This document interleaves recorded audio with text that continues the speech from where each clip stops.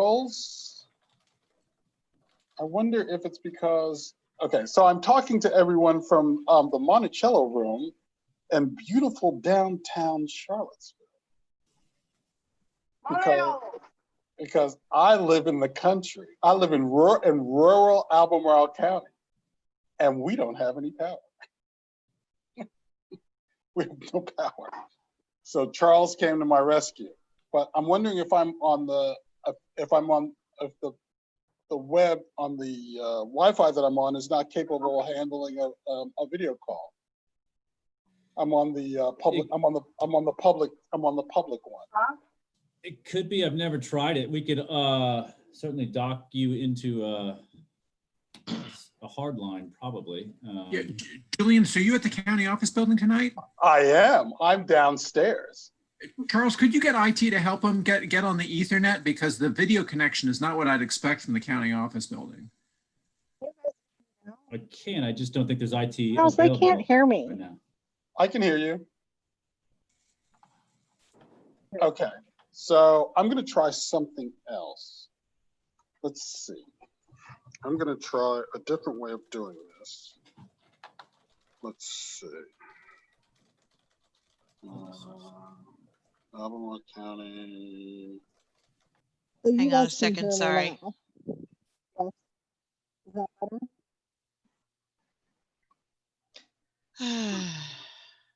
Let's see this. November 17th. Click the join here. Let's do this. Just once. Let's do that. Launch the meeting. Okay, sorry. I have to get my Let's go. agenda. Oops. Okay. Join video.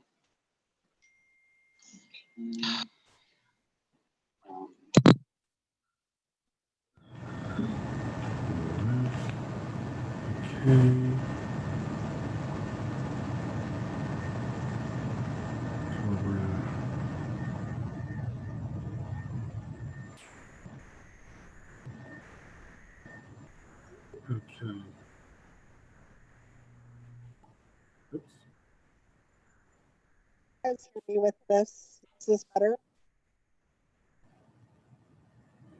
That's better than before. You just fine. Okay, good. I just stole my kid's gaming headset. He's seems a little grumpy about it, but I still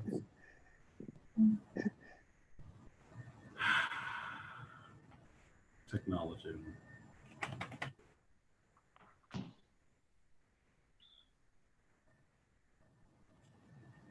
You know that form-based code. So you want me to call the agenda now? I might.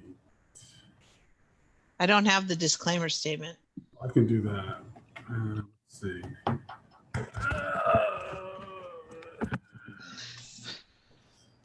Hello. Okay.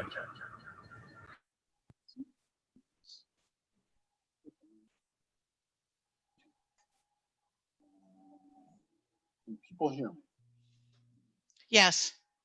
Okay. Oh, hi, Charles. I'm putting on a mask. Okay.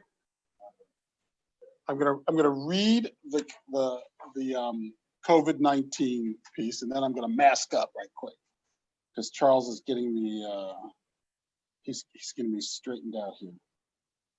So this meeting is being held pursuant to and in compliance with ordinance number 20-A 14, an ordinance to ensure the continuity of government during the COVID-19 disaster. Opportunities for the public to access and participate in the electronic meeting will be posted on the www.org/community/county calendar when available. And I'm going to ask Carolyn to read, to call the order, the roll. And then I'm going to pass it over to you, Karen, after that. Karen? Mr. Keller, Here. Ms. Firehawk, Here? Mr. Bailey, Present. Mr. Bivens, Here. Mr. Randolph, Present. Mr. Claiborne, Here. and Mr. Carazana is not here today. All right, Karen, it's all on you now. Okay, I'd like to call this November 17th, 2020 meeting of the Planning Commission to order. We do not have any items on the consent agenda, so we'll move forthwith into the work session on RIO 29 form-based code. And we're ready for the staff to make their presentation. Thank you and good evening, everyone. I'm Rachel Falkenstein, Planning Manager for Community Development, and I am joined this evening by Michaela Accardi and Leah Brumfeld to present to you the draft RIO 29 form-based code. Our agenda for this evening, if you can advance to the next slide, Michaela, will start off with a little bit of project background, and then we'll move into some development scenarios that are a demonstration of possible development under the proposed form-based code. And then the bulk of our time will be spent going through the code section by section and hearing from you all questions and discussion. The way we'll structure this portion of the evening will be staff will go through 3 sections of the code at a time and then pause for discussion on those 3 sections and then move on to the next 3. And we'll have 3 of those chunks. So 9 sections to cover. And then certainly tie it all together at the end with talking about some next steps and some future work that we have identified so far as we've been going through the process of drafting the code. So to just offer a little bit of project background and overview for you all, I know there are a couple of commissioners who weren't on the commission last time we brought this to you all. So we wanted to just offer a little bit of background and for anyone viewing or listening this evening. This project comes out of the RIO 29 Small Area Plan, which was adopted by the board in 2018. That sets a vision for the area. And the area we're talking about is concentrated around the intersection of RIO Road and Route 29. It's about 400 acres of land, and it is a half-mile radius from that intersection. And we excluded any areas of single-family residential. That's why we don't have a full complete circle here. And so this plan calls for a vision of redevelopment and transformation of the RIO 29 area to a multimodal future with connected network of streets designed for all users. So that complete streets that allow for cars and pedestrians to kind of safely use the street space. Also a network of public spaces that was an really important element of the vision to community members. And then development that is mixed use and vibrant. So it's an active space that has a lot of activity. That's what the vision calls for. So on the next slide, you'll see some specific recommendations from the small area plan. And the one outlined on your screen talks about some implementation steps to try and move this vision to reality. And that is what we're here to talk about tonight, updating the zoning regulations so that the regulations on the ground match what's called for in the vision. And it specifically called for a form-based code as a possible tool to implement that vision. And but to try to do so in a way that achieves some level of flexibility for creative design and market forces, but gives the community a level of certainty that they know what to expect in terms of forms of development. So I'm going to turn it over now to Michaela to talk a little bit about the engagement we've done in the work in 2020. Thanks, Rachel. And I'm Michaela Accardi. I'm a senior planner in community development. There's a couple of commissioners that I haven't gotten to meet in person yet, just because of the way the year has gone. So nice to see everybody. This is a quick overview of where the project's been. And after the board adopted the small area plan in December of 2018, in early 2019, the board directed staff to begin work on this project.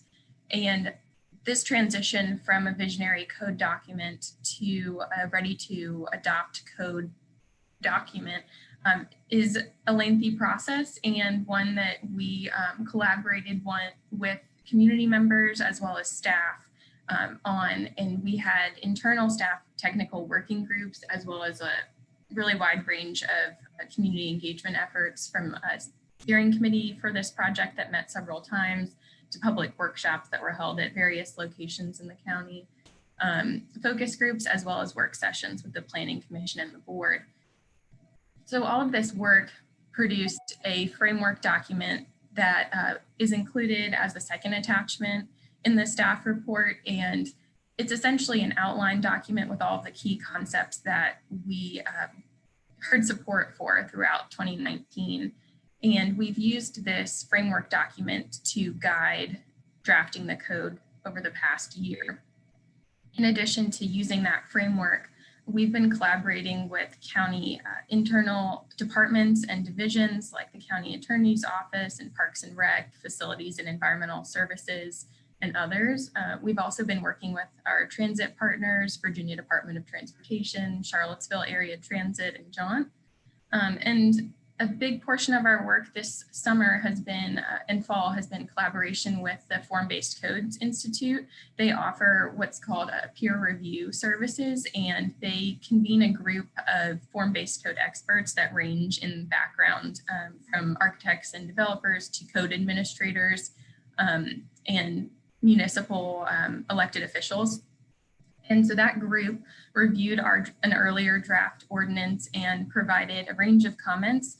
And we discussed those with the Form-Based Codes Institute, and we'll walk through some specific feedback we heard from each section from FBCA.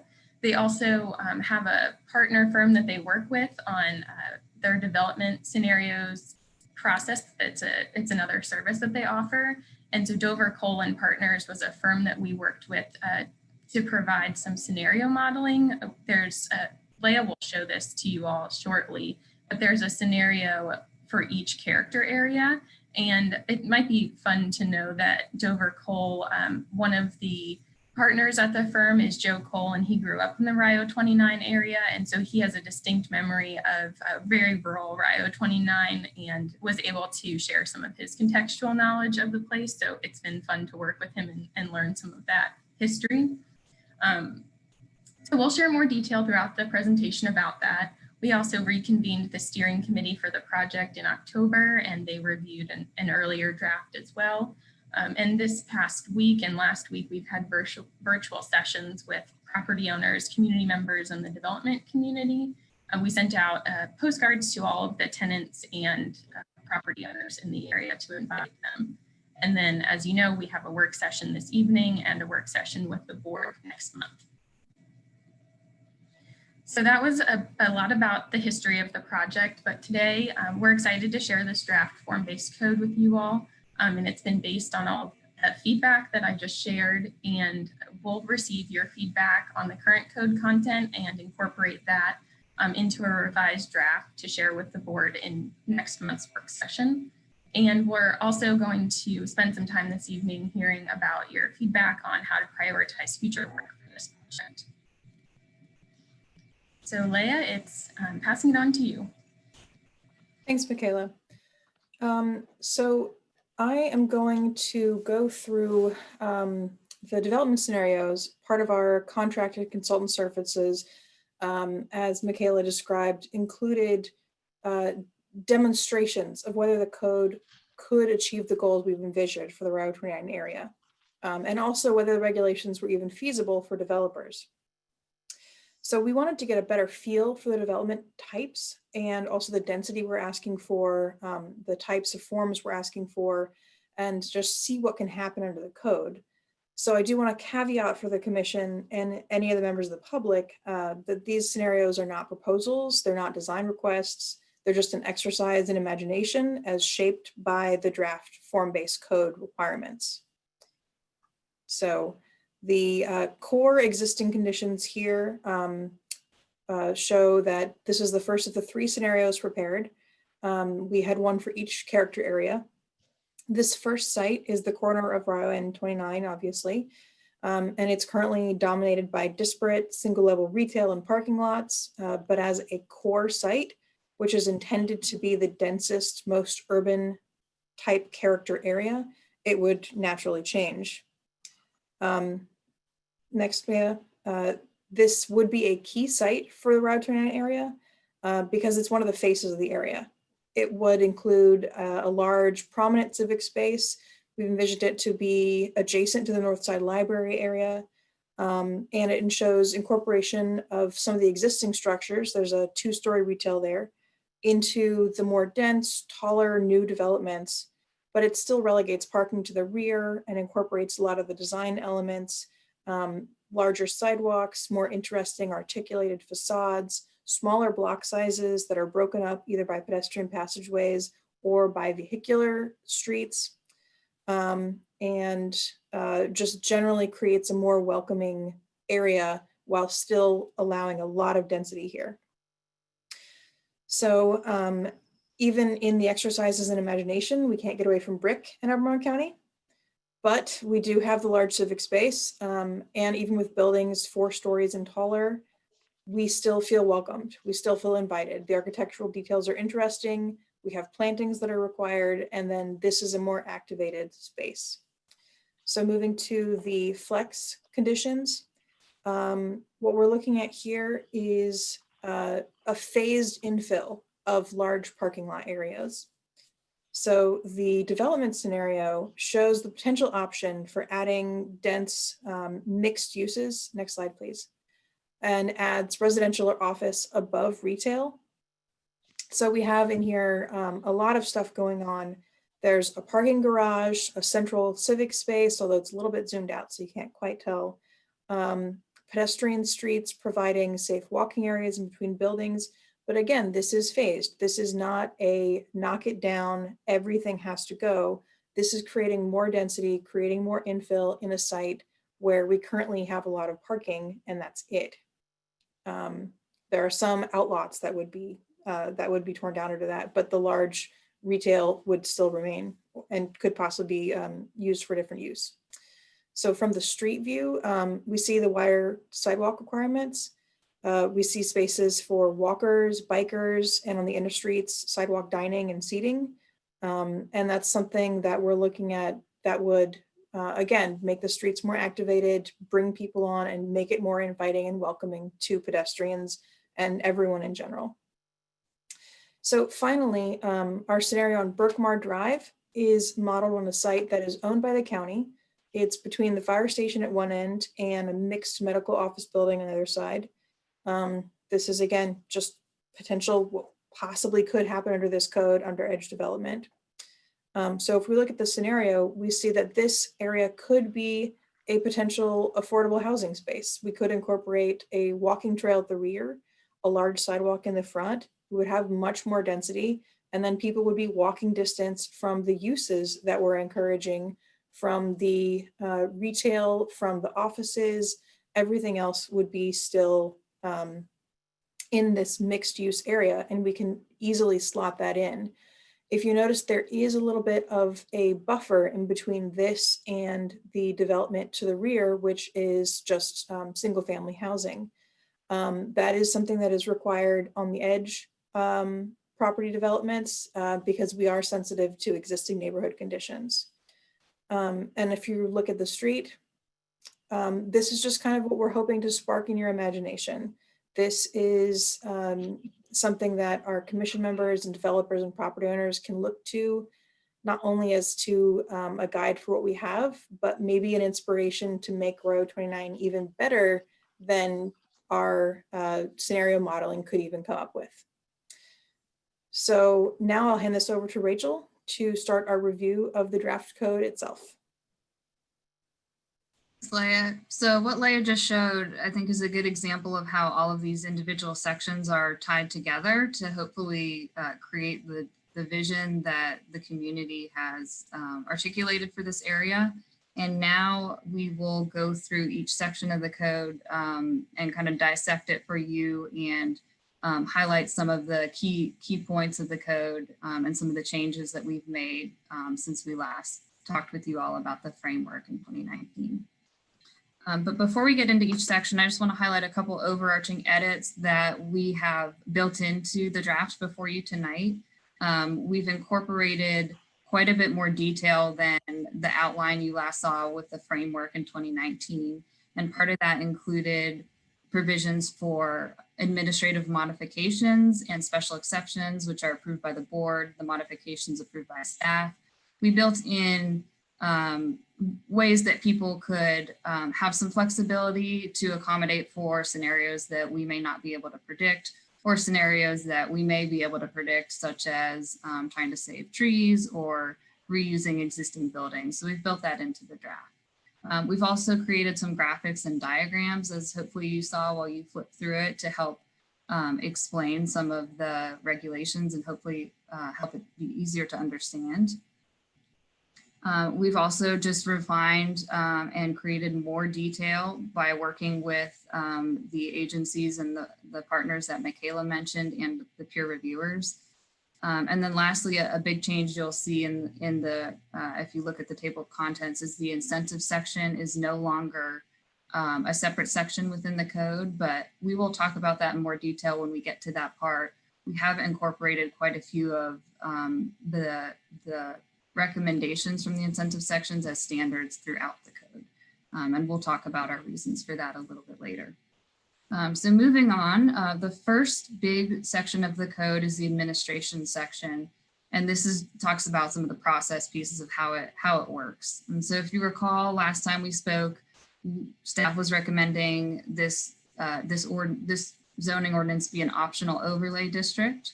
And a couple of reasons for that was that it gave property owners quite a bit of additional uses and density that are not allowed with the current zoning district. So hopefully it's very attractive for people to want to opt into.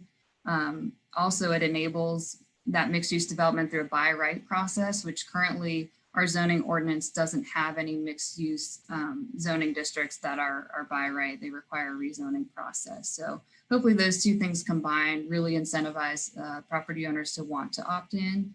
It also allows the county to include an affordable housing requirement. We can't do that through zoning when it's mandated, but the optional overlay allows us to include that because it's not mandated. And then lastly, to achieve that consistency with the goal outlined in the small area plan about the timing and allowing this area to transition over time, recognizing that not all property owners are in the same place or maybe not ready to opt in at this time, but hopefully we'll allow them to do so in the future when they're ready. And so feedback we've heard since we drafted the framework, mostly from the Form-Based Code Institute, but a little bit from our steering committee who we met with in October, was that we should include more information about overarching goals for the project and context within our zoning ordinance document. It was pretty bare bones at the beginning, and they thought that that context could help people kind of understand what we're looking for, what the vision is without going to read the entire small area plan.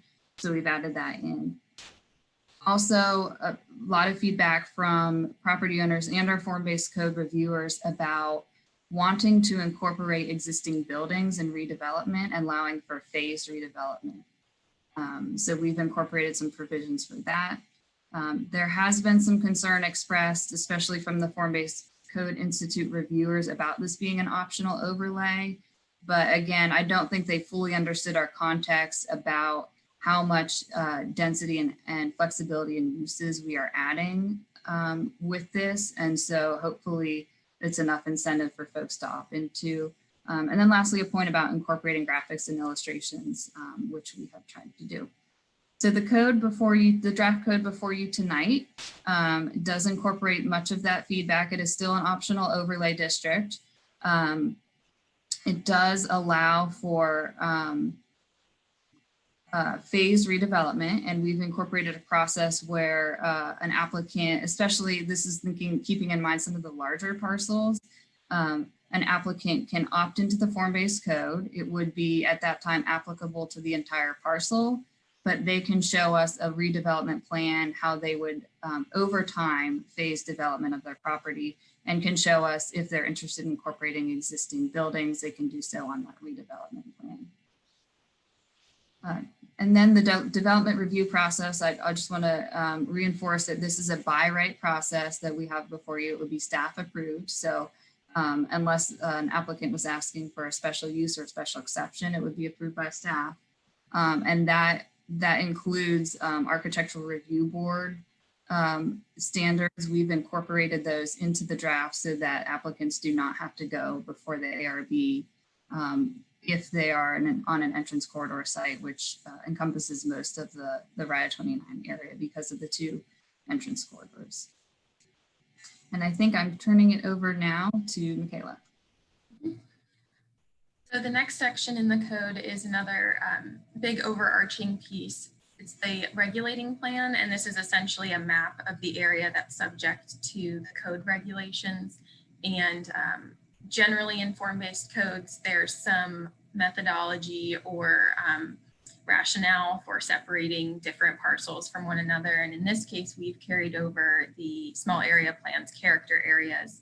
The red is the core, the white is the flex, and the blue is the edge. And in the framework document from last December, we showed the civic spaces that we were calling amenity space at the time in green swaths that tended to align with parcel boundaries. And that I'll talk a little bit about feedback we heard and why there's been a transition, but that's the biggest change that you'll note on the next slides. We heard feedback from the consultants primarily that identifying street locations on the regulating plan is a common practice for form-based codes, and I'll talk about why that's not there on the next slide as well.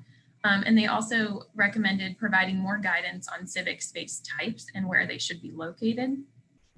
So in the current draft, you'll see that there's a transition from the linear parks are shown as green lines, but there's a transition to points. And these points indicate the general location and type of civic spaces that should be provided. And the goal in these points is to allow for some flexibility in location, given that we don't have a way to predict exactly how redevelopment will occur. And they're placed, several of them are at the boundary or intersection of several parcel lines so that multiple property owners can contribute. This also allows us to ensure that there's clarity on what the underlying character area is for each parcel, so that if buildings are on a site or surrounding a civic space, there's no uncertainty about their building standards or street standards. So this provides greater clarity there. And you'll note that the streets regulating plan is not something that we've incorporated into this draft. Staff really understands that this is an important piece, though we know that there's further work to understand the optimal street networks that would work in this area. So the current code references the small area plan, and we'll talk a bit more later in the presentation about prioritization of this future work. So I will pause there, and Leia's going to talk about the use section. Thanks, Michaela. So as we're looking at uses, when we wrote our framework, we had a very large shift in the way that the county would handle uses, from very specific named individual uses like musical instrument sales and repair to a broad flexible category retail. And as the code strongly emphasizes form over function, we permitted most uses throughout the area without any large restrictions in most cases. We did propose new use categories like artisan manufacturing for small scale industrial uses with extremely low impacts in response to the desire for such space in the county for artisans or craftspeople, small breweries, very small manufacturing, and also temporary uses to allow property owners to make use of buildings without redeveloping them to create a more lively streetscape in the meantime before they develop. However, our feedback indicated that our regulations for temporary uses was too narrow. In response, with our current draft, we expanded temporary uses regulations and explicitly permitted uses in existing structures to provide that productivity for properties so we don't create dead, deserted areas while the property owners are waiting for the right time to develop. We also expanded use categories in response to the practicalities of being a Dillon Rule Strait, where if we don't name it, we can't do it. And we explicitly required additional legislative review for uses that are fundamentally form-based and generally incompatible with the vision of Route 29. So specifically, we're talking about gas station canopies and drive-throughs, and including additional single-family dwellings and the wireless towers that we already require legislative review for throughout the county for all things. So now, to keep things rolling and focused, we'd like to open up any discussions or questions on these 3 sections of the draft ordinance. And again, keeping in mind, we will discuss the additional six sections of the ordinance later in the presentation. Try saying that 3 times fast. And now I will hand it off. So thank you very much. This is actually, and also a thank you for Charles for getting me back into the land of the quick moving. And just as an administrative piece, when the roll was called, Jenny was having a bit of rural static like me, and so she didn't hear her name called. So just to make sure that Jenny is in fact present and she's smiling. So let the record show that we're all here except for Louise. And so we've got a bunch of things here. So we're gonna, who just said that? Leah, did you say we're gonna have 5 other sections? There's or 6 total? We actually have 6 total. Okay. So given that we've got a bit of public people in there, if the public wants, and I know how we will absolutely dominate this time with you, because why not? You know, that's what we're here to do. If the public would like to speak, I'd like to let them offer comments first, and then we'll dive in after that. So Carolyn, if there's someone in the community who feels called to speak on the section that was just tidied up, if you would invite them in. As of right now, I don't have anybody with their hand up. There we go. So that we will. So don't be shy when we go to the other ones, folks. But right now we're gonna move on. So here we are, folks. Who I don't know how to call on you because I can actually see you all now. So you know I can start at the top and move, or I can let you raise your hands. I see a hand from Rick. And then Tim. So Rick and Tim, and then while we're going there, other people can think about it. Rick and then Karen. So Can I ask a really quick question though? Sure. I did my comments by pages. Can you just tell me like what page number the first 3 section goes up to, so I don't comment out of section? Karen, we wouldn't be upset if you did that. Yeah, let me pull that up for you, Karen. All right, you can let other people can go and you can All just right, chat. so we're gonna go with Rick and then Tim and then Karen and then whoever falls in after that. I'm watching for your hands. So Rick.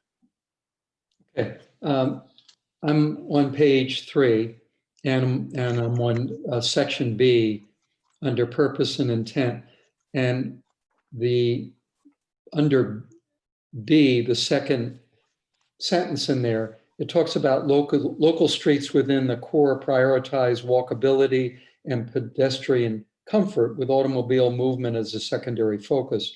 My question is related to e-bikes, whether there was any discussion that you all had about providing provision for charging e-bikes in the core area of the Rio 29 build out. That along with internal and external storage, I think that architecture and those infrastructure is going to be really critical here as we go forward. But I thought specifically about source of electricity for people to be able to charge up an e-bike if they ride it in this community and their battery runs low and then they need a little jolt of electricity. I'll turn that over to you. We do not currently include provisions for charging stations, though it would definitely not be precluded. There are standards in the street standards section, which will be the next area we get to about bike parking and bike storage. Nothing specified for charging right now. Okay, and that's fair enough. I'm probably getting too far down into the weeds here, if not into the microbiology, but I apologize. My next question is on page 5 under C and 1 and then C1B.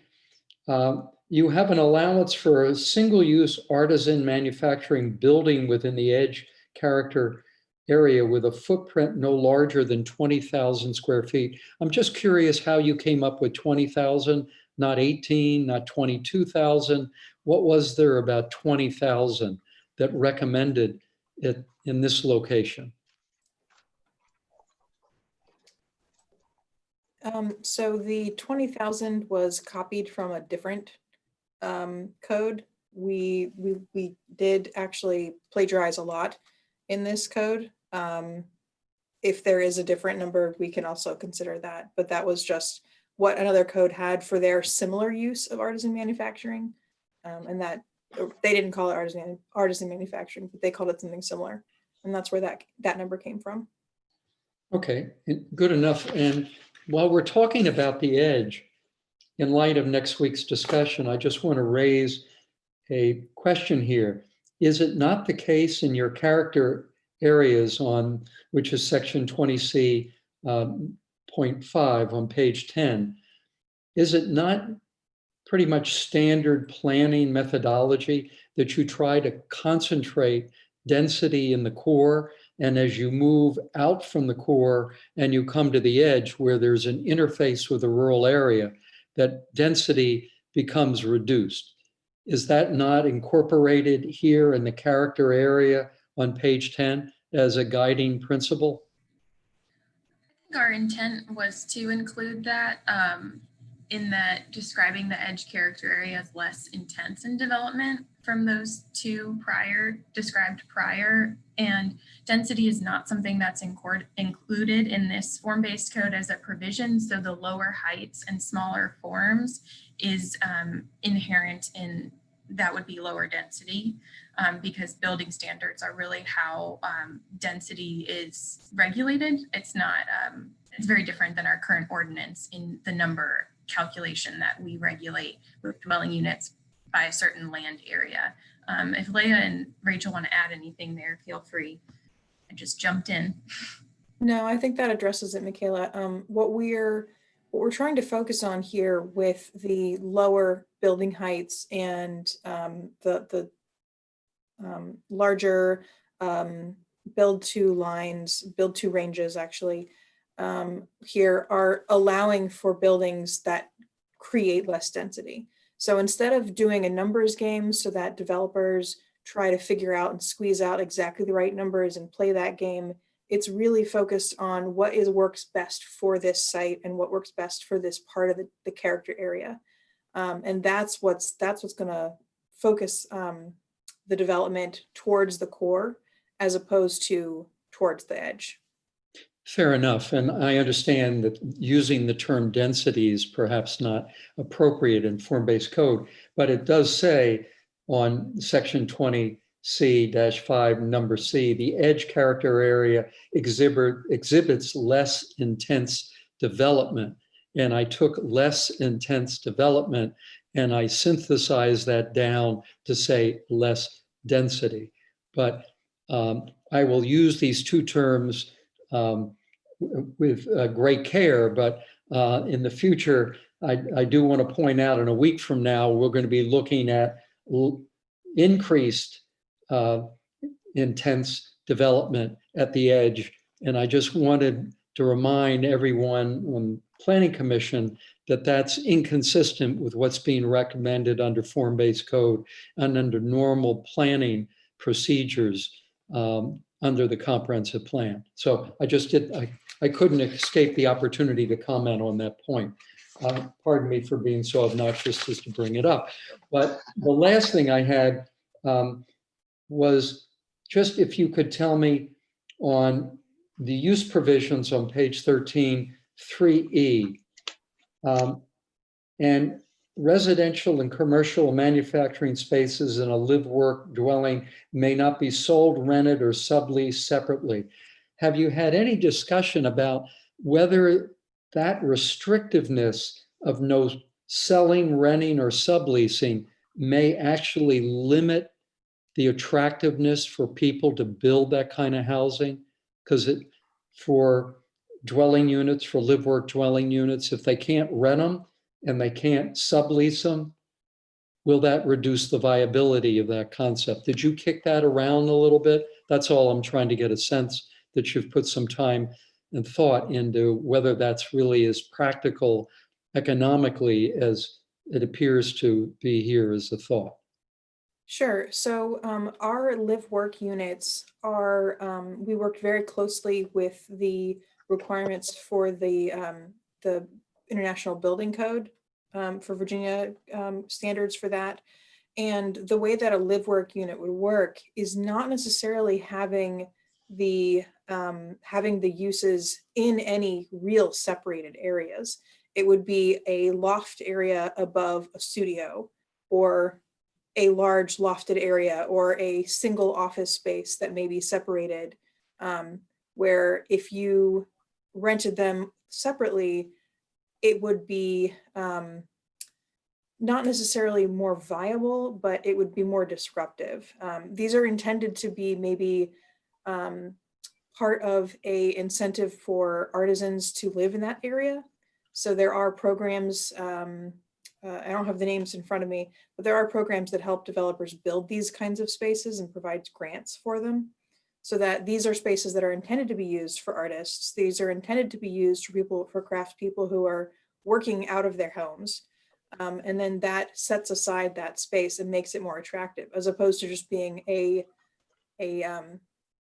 loft style studio that rents for $3,000 a month. So that's really what that's aiming towards. Okay. Too, and just add that a mixed use building where there's a first floor office or retail and then residential above, even if it's 2 stories or 3 stories, is allowed just by nature of this broad use category approach. And we had heard feedback about the importance of artisan manufacturing and live work units. And so by calling out these use categories and being more specific about the live work unit being one where the rental of the living space and the workspace is tied, was a goal to be very specific about that use in the case that someone was wanting to do something geared towards artists. So I hope that I clarified that this area does not preclude like the mixed use building. This is just calling out a specific artisan-based live work space. Thank you, Leah and Michaela. Tim, although before we go to Tim, you know, Rick, but across the street, across 29 is still is not the rural area. There's a little bit of difference between what we're going to hear next week. You know, we're still in the developed area. It's just outside the form. So I would suggest that while your point is well taken, and hopefully we'll see, we'll see next week, but there is a slight difference there. Agreed. Tim.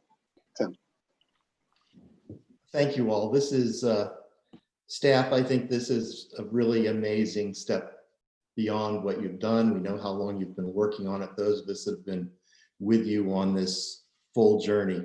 I think this is a big step forward in this interesting experiment. And let's remember, this is an experiment.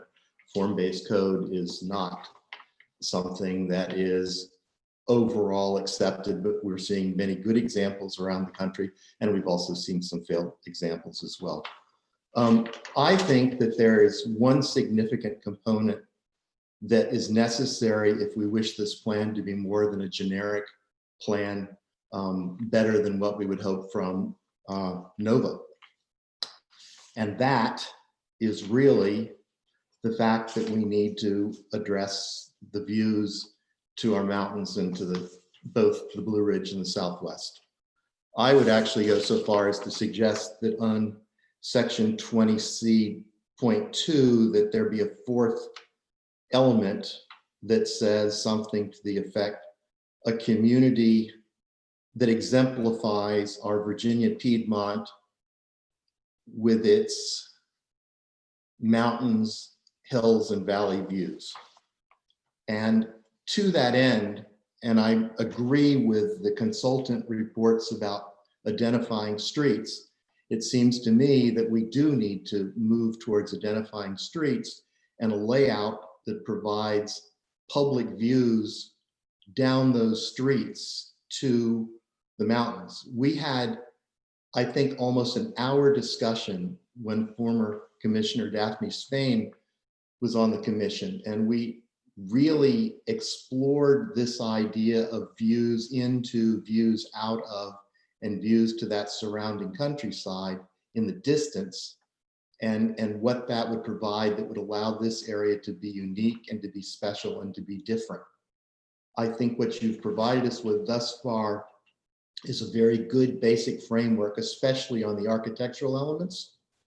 But in terms of landscape and urban design and form, I really do think with a staff that has people with landscape architecture and design degrees, urban design degrees, we need to go to that next level before this is out for in its final version.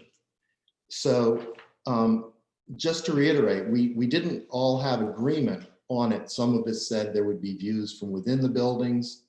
Some of us said that there could be view opportunities up the streets. And that brings up 2 points. Leah, in one of your examples, you showed a street that culminated with a building. And I think it was your second example, the illustrative examples. I don't know whether you could show that to us and I could still talk. So maybe I could make my point and then you could show it and there could be a discussion. But if we don't think about more of the layout of the street locations, then we don't think about where views are broken off. And I think I used in my last discussion an example of the city of Charlottesville and where the building next to ACAC actually blocks the First Street view. The old agricultural supply building was not high enough to block those views, but the new high-rise building behind it blocks those mountain views of the Southwest Mountains. So if we really want this to be a special place, then we have to think more than just about the architectural form. And I believe Commissioner Firehawk is going to really weigh in on landscape components later, but this is that sort of overarching landscape view and discussion that needs to be thought about. And I think that as much as a form-based code lays out parameters, there is an opportunity to lay those parameters out in this. I really think it's the only major component that I see that's missing. I think that it would not be that difficult to tweak. The problem I see is that it relates directly, I'm afraid, to those civic spaces and views in and out of those civic spaces that are being created. And then that relates to the memo from Executive Richardson and whether there's going to be a commitment from the public sector for the infrastructure for those beyond just the maintaining of the infrastructure after they are provided to us by the private sector.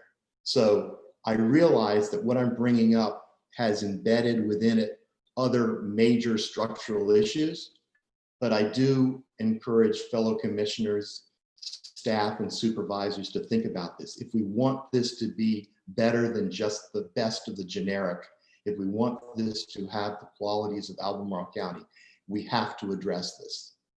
Thank you. Karen. Thanks.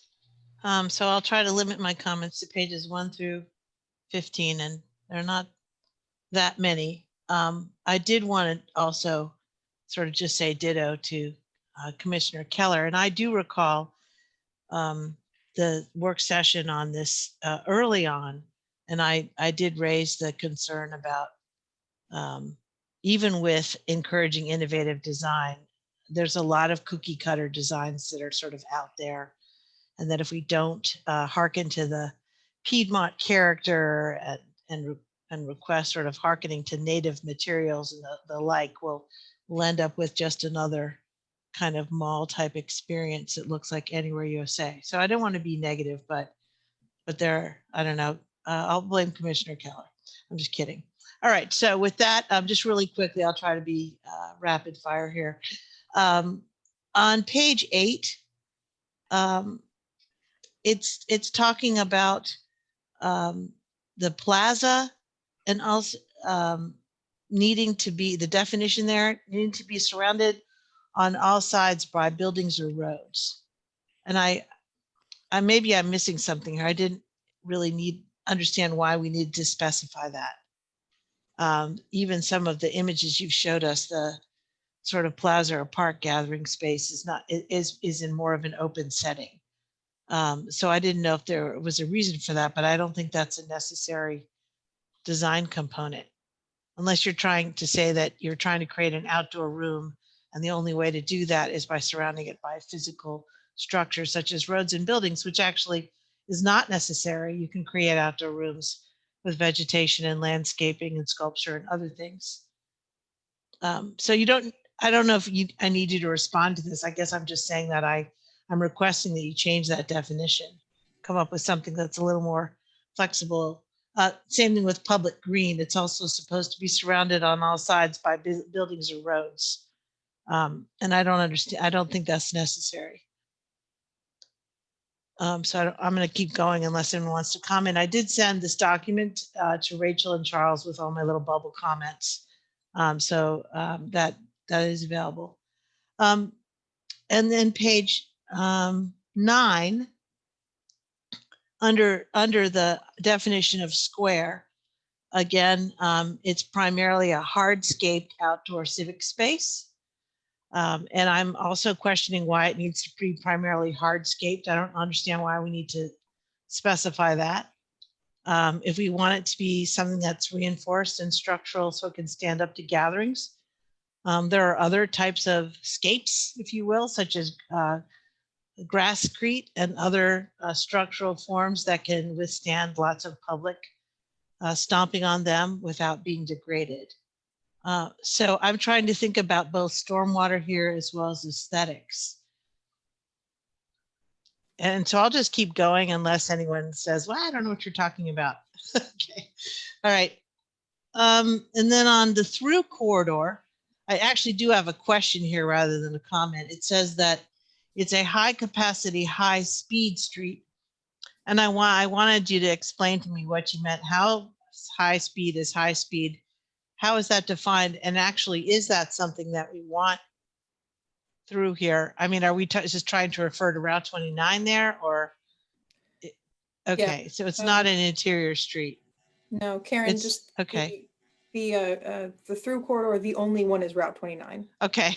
Yes. All right. So you just needed to define that so everyone knows what you're talking about. You said through corridor. Okay. All right, then this is more of, this is challenging. I've made this kind of comment before on page 11.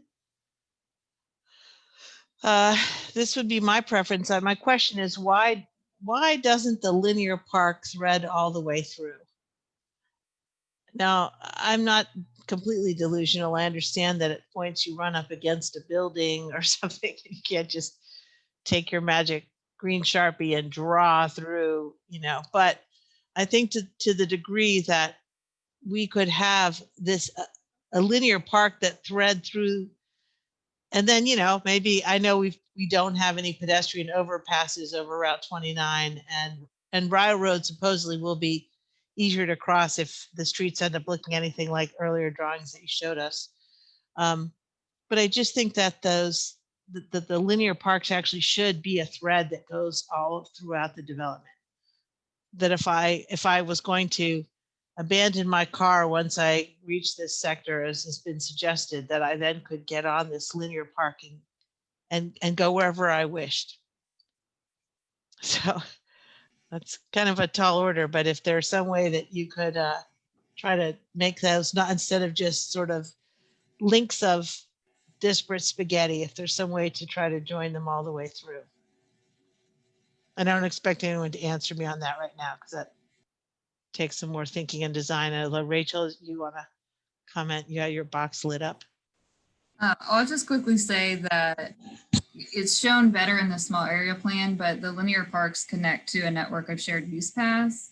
Okay. So they're not they're not maybe as natural in their setting as the linear parks. And the linear parks that are delineated are existing areas of greenery or streams Okay.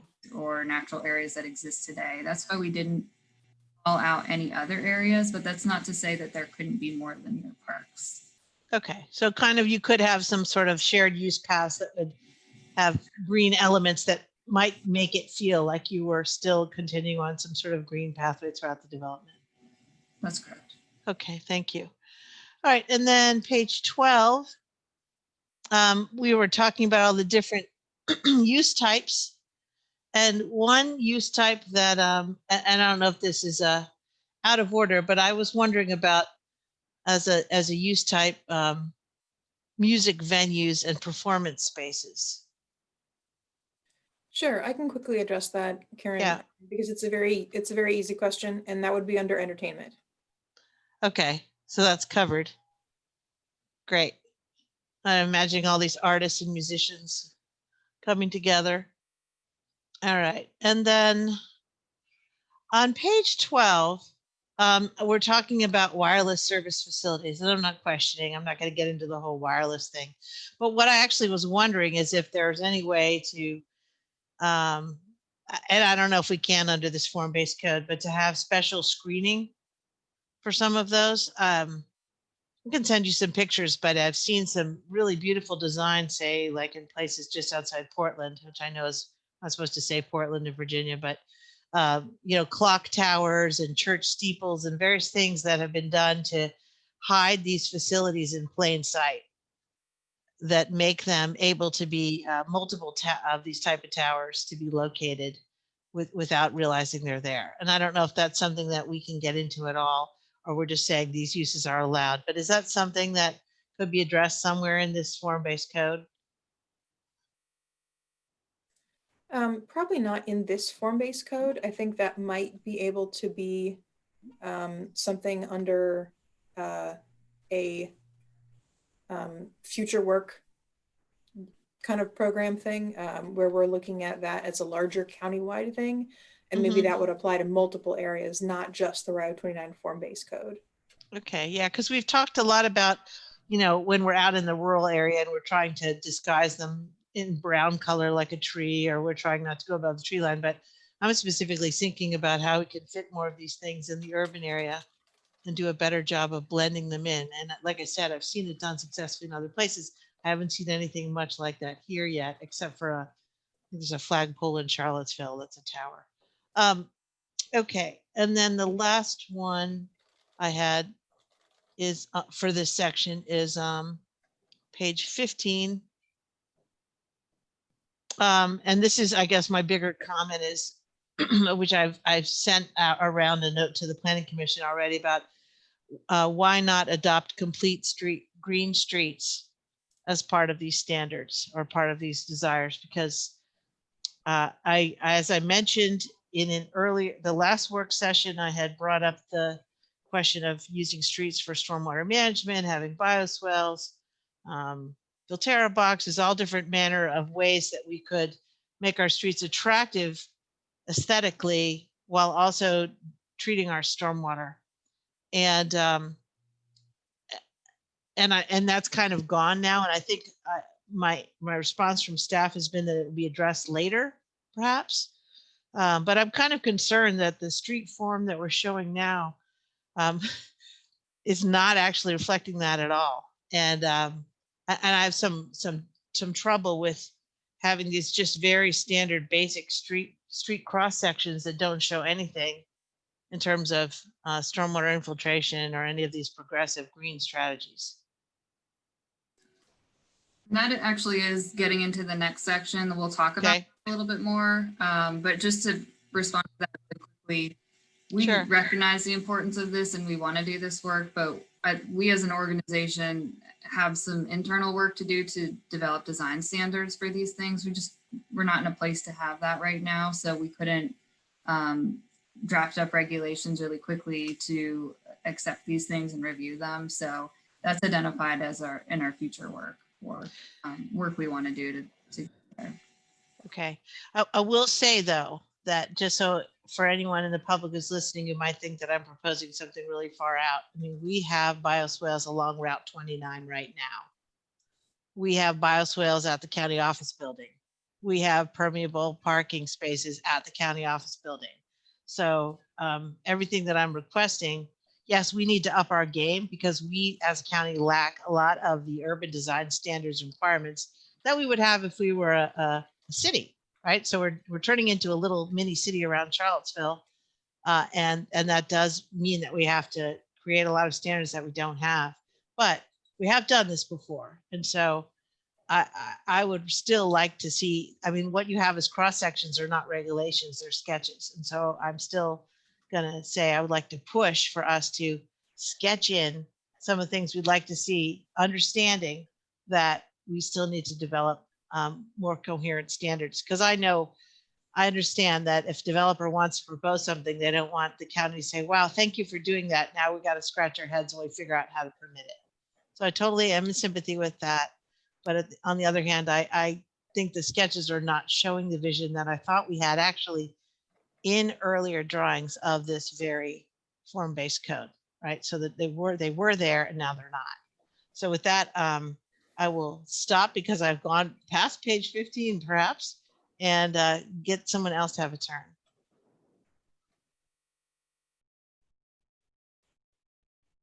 So I have Jenny next, and then Corey. Yeah, so Jenny and then Corey.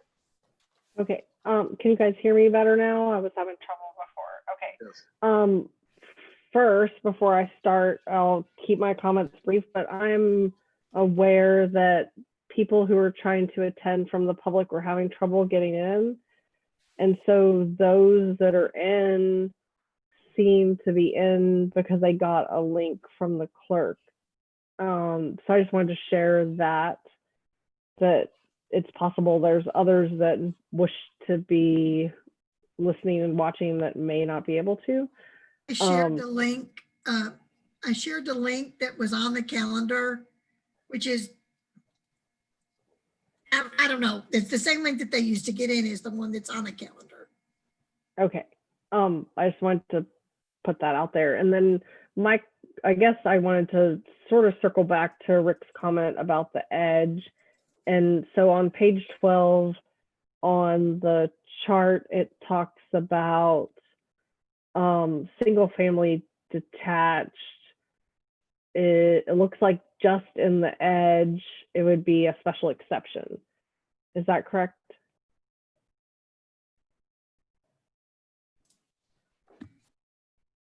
Yes, that's correct. Okay. And I guess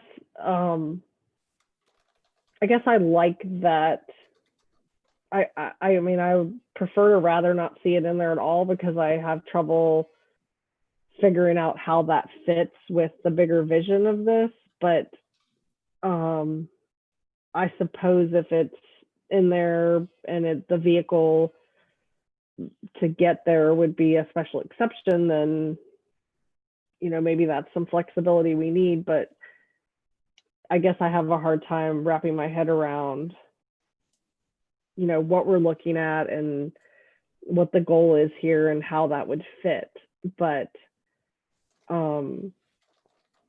I guess I had some comments similar to what Rick was talking about regarding the edge. And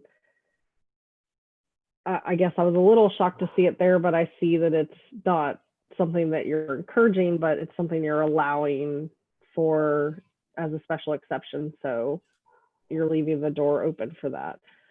And then I guess my other comment Karen already touched on was the idea about the hardscape sort of requirement around the plaza. I wasn't quite sure about that. And I feel like, I think Karen expressed that better, but I think I don't know that we wanted to lock it in as a hardscaped area when there are other alternatives and other creative ways to create a plaza. So either I misunderstood or I'm echoing what Karen said about that part about the plazas.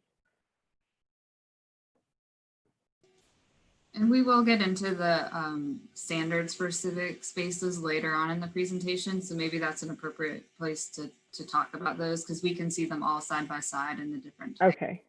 So that might just help contextualize it a little bit. Thank you. Corey? Oh, it's 7 o'clock already. You should have ordered some pizza, Mr. Chairman. It's going to be a long night. It's right outside your door. Staff, this is a great presentation thus far. My comment is more general in nature, so I'll be in and out. In the front end of this document, it may be nice to just talk a little bit about how this is an opportunity to celebrate the spaces in between buildings. I don't see where that's really defined anywhere within the front end. Like, it's not an alley. When you talk about streets, it looks like it's all vehicular. But when you showed those images of the existing conditions, it was clear that those spaces in between buildings are afterthoughts, right? You see electric meters and seas of asphalt and yada, yada, yada. But with this form-based code, I think there's an opportunity to do something nice in between the buildings and create, spaces of excellence, if you will. And so I don't know if you have to drone on about it in the front end, but it may be nice as you're setting the stage of why we're doing this and the benefits of it. That could be something nice from an architectural perspective. Corey, I have great news for you, and that is that we have a pedestrian street that I'll get into a little bit later as one of our civic spaces. So stay tuned. I knew you were on it, Leah. Anyone else? So I would just like to go back for a second before we move to your next section. The whole idea of what's a public view and what's a private, or what's a purchased view. And hope to sort of line up with Tim on this one, that this is a space that could actually have some very marvelous public use, that particularly with the focus on the green space and the linear parks and the squares, that we're actually not just looking at the point in front of us or the point below us, but we're also sort of giving people spaces to sort of expand their visions away from the space to the environment. I'm struck by the difference that the lawn has with Cabell Hall at the end versus the lawn without Cabell Hall, and how there's a very different statement that comes to that community if you can envision the lawn without Cabell Hall being there, and what that says to a person when he or she stands there and looks to see what the future and what the possibility could be. And since there's the elevation at this intersection is inviting, it's one of those places where you do have some interesting elevation there. To not forget the fact that we have some unique opportunities with the intentional green spaces and the intentional gathering spaces to be able to let people have something other than the place that they're standing, but also at the place that they look around them. So I asked for that. And so just as a clarification for me, when we're coming back to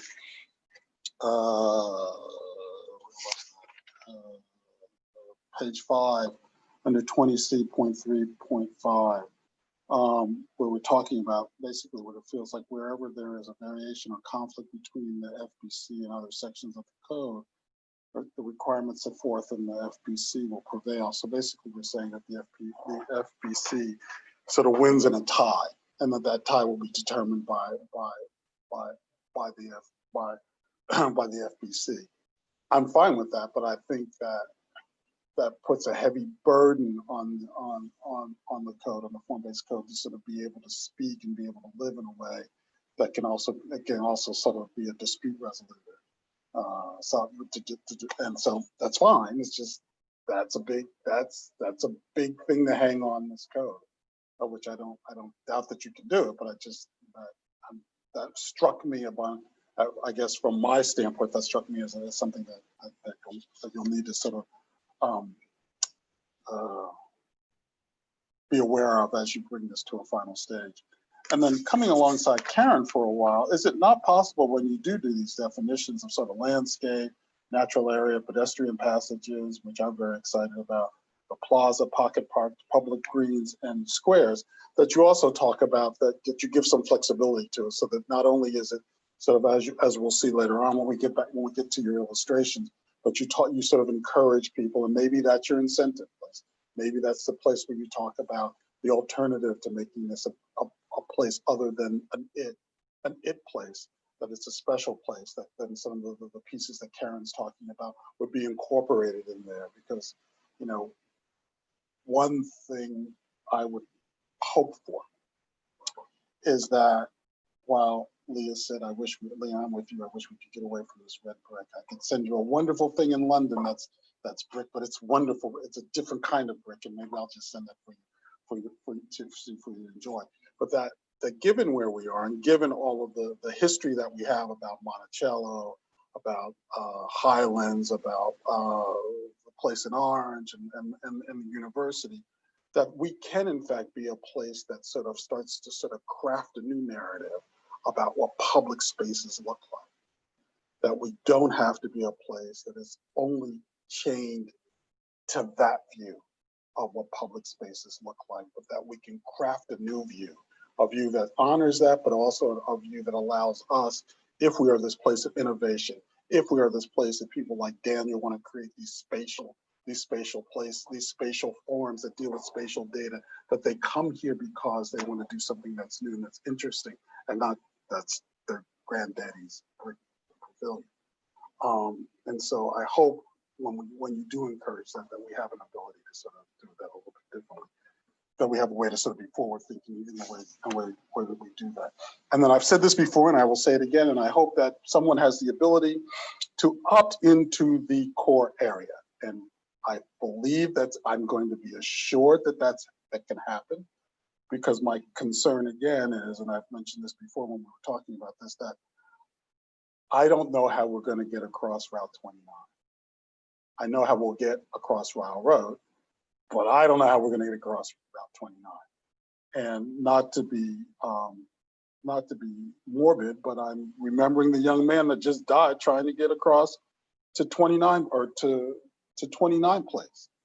And so how we do that and how we suggest that people should move in a community is something that we're right now at that point of setting the DNA on how people move around, whether or not it's parks and it's the amenities thing. But I have struggled from the very moment and thinking that people are going to go from east to west. I believe they will go from north to south. I actually believe that, but I struggle with the east to west and from the west to east movement. And I will be quiet and go. I will be quiet. But I know that Tim wanted to sort of give us a bit more of his reflections on this section. Tim, we can't hear you. Unmute yourself, Tim. I hope, as Karen said, I didn't come across negatively, because I really feel very positive about this whole document. I was just thinking that there's a major component that would make it better. Just a few very specific quickies. On page 4, and civic space standards, and I realize that this is under exemption, so maybe there's a more appropriate place to mention the views into and the views out of to, and that doesn't have to just be to streets, it could be to other elements, but I think that that's important. On page 7, alleys, I hope that because it's a place for visions, that doesn't outlaw the opportunity for there to be storefronts within the alleys. Charles, we know a nice one that used to be next to Time Restaurant in Culpeper. We designed that many moons ago, our firm. So, there are opportunities, and there are so many opportunities lost in downtown Charlottesville because they don't have that. So to build an opportunity in for busy, gritty places that could have a shop as well as be a place where people take in stuff would be useful. Also under definitions, so on, I guess this would be page 9, because these are new ones I'm suggesting, that there be something like primary scenic views. And within that, I'm thinking not just landscape, but building facades or features, statues, fountains. You can think of what those are. There'd be another category called secondary scenic views. Because if we have those as definitions, then we're providing a subliminal message to the designers that they might add some of those features as Julian was just speaking to. And then I think Rachel and Leah and McKelly, you didn't necessarily hear what we talked about, because I'm not sure you were at that meeting a while back, but I mentioned a consultant study for Charlottesville that mentioned building shadow. And I think that building shadow, given these different facade heights, is important. I think it should be under definitions, and it should be something that we should be asking developers to tell us. Is it going to cast a shadow across our civic spaces, but is it also going to cast it across streets and facades of other buildings at different times of the year? So a year-round building shadow study, I think, is an important part of what we asked for later from the development community. And so therefore, I think it needs to be under definitions. And with that, I am done. Thank you. Jenny? Okay, I was gonna wait for this part, but since Tim sort of touched on this, and then Julian, you brought this up, I think I don't have a lot of comments for a lot of the other sections, so I'll just go ahead and use my time now to say that I think, again, like, I think staff have done an amazing job with this document, but looking back on all the information we've got that's gotten us to this point, you know, we're very much aware that we're looking at these 4 quadrants that have something that separates them that's, you know, that's very serious. And in the past, we've seen staff contemplate ways in which we might move pedestrians and bicyclists from quadrant to quadrant. And I don't know that that's what you're asking for us tonight. I think we're more into the nitty gritty, but I don't want to let go of that piece because it's so important to me to see how these 4 spaces that have this barrier between them will interact with each other. And that really lies on, in my mind, the county to have something like, I had hoped to see that in an attachment, that, you know, some sort of process or something that we're, you know, you don't want to commit to something like, I think initially people were drawing roads on places and property owners, you know, weren't really liking to see that you've just decided already there's going to be a road here. I get that, like, maybe we're not there yet, but I do think, you know, there's obvious places where we're going to need to have pedestrians safely cross from one quadrant to another. And I'd hope to see, or maybe it's something that's coming forward that will be coupled with what we're seeing tonight, that gives us that piece that's going to be the part that the county invests in making this area successful. And that was my biggest takeaway, without being nitpicky, of everything I read tonight, was I think you guys have done an amazing job, but I'm still left with, you know, knowing that we have all these projects, we have a huge long list of things that need to get funded, and to really make this area successful, we're going to have to create that way for people to move from this one space to the next space, where we have 2 really major busy roads there as a barrier. And that's my sort of overarching comment about all of this, is that I feel like somewhere as this moves forward, there must be some acknowledgement or, you know, sort of tentative commitment on the county's part that they're willing to invest in that, just as we're expecting other people to sort of invest into this idea. Thank you. So Rachel, is there anything here that you want further, or Rachel, Leah, and Michaela, are there anything that you want further clarification or want to push on before we move forward? No, I think that's great feedback, and we'll have to probably gather together as a team to figure out what we can address and what will have to be for future work. Okay. I think to Commissioner Moore's point, really quickly, we completely agree that's a huge challenge for this area, and it's something that will have to be addressed probably outside of form-based code. And like you said, it's probably going to need to be a county initiated project in cooperation with VDOT if we're going to look to get an additional crossing point or to on Route 29.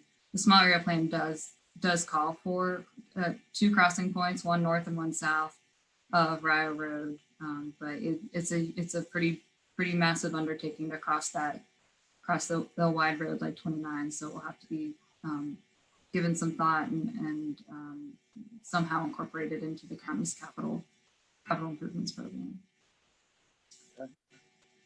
So then If you're ready, we can move on to the I was next. going to say, why don't we do that? And for those of you who want to speak and who wanted to speak, if you will just let Carolyn know.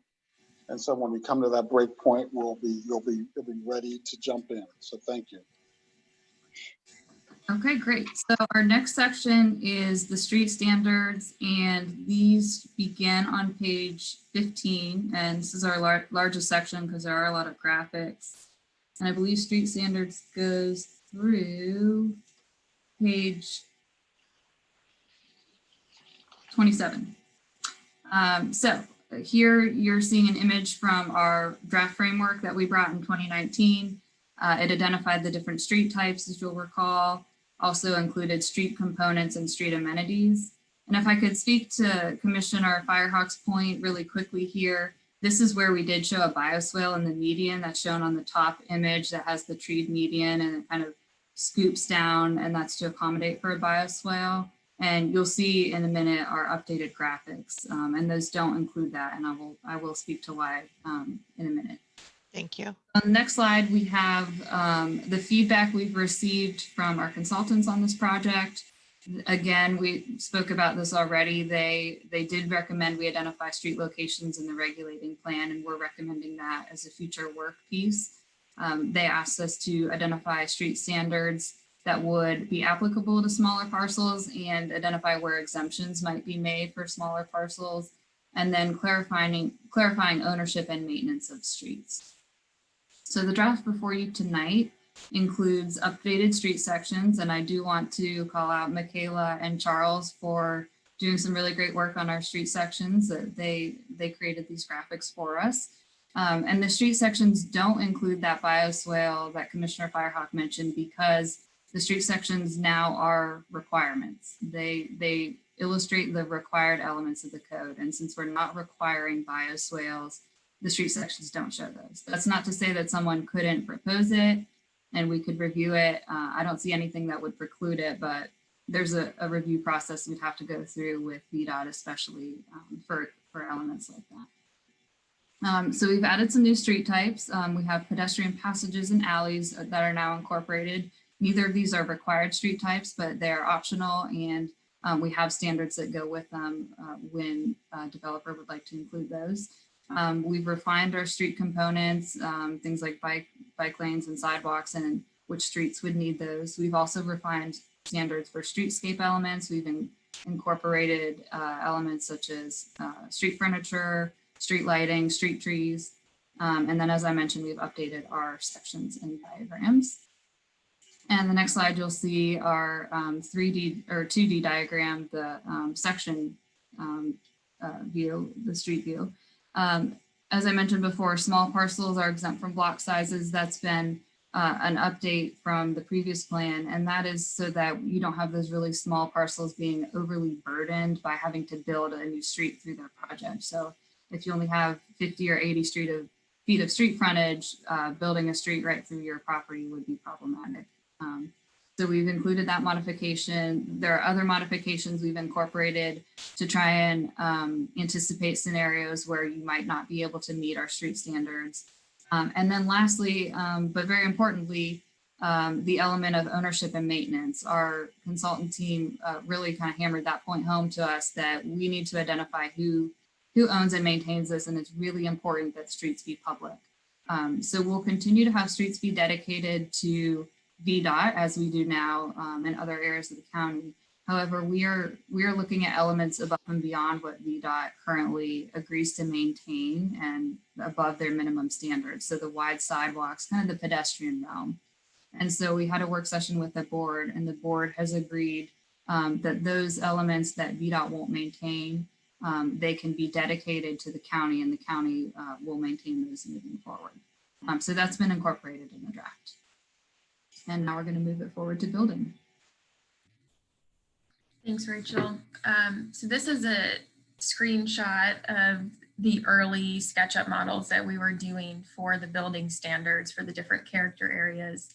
And I like to look at it because you can look at the code and see all the progress that's been made since some of the early concepts. And in the framework document, we had a chart with different building standards that we had taken from the small area plan and vetted with community members through all of those different venues, and had height, ground floor ceiling heights, block length, and build to lines as building standards.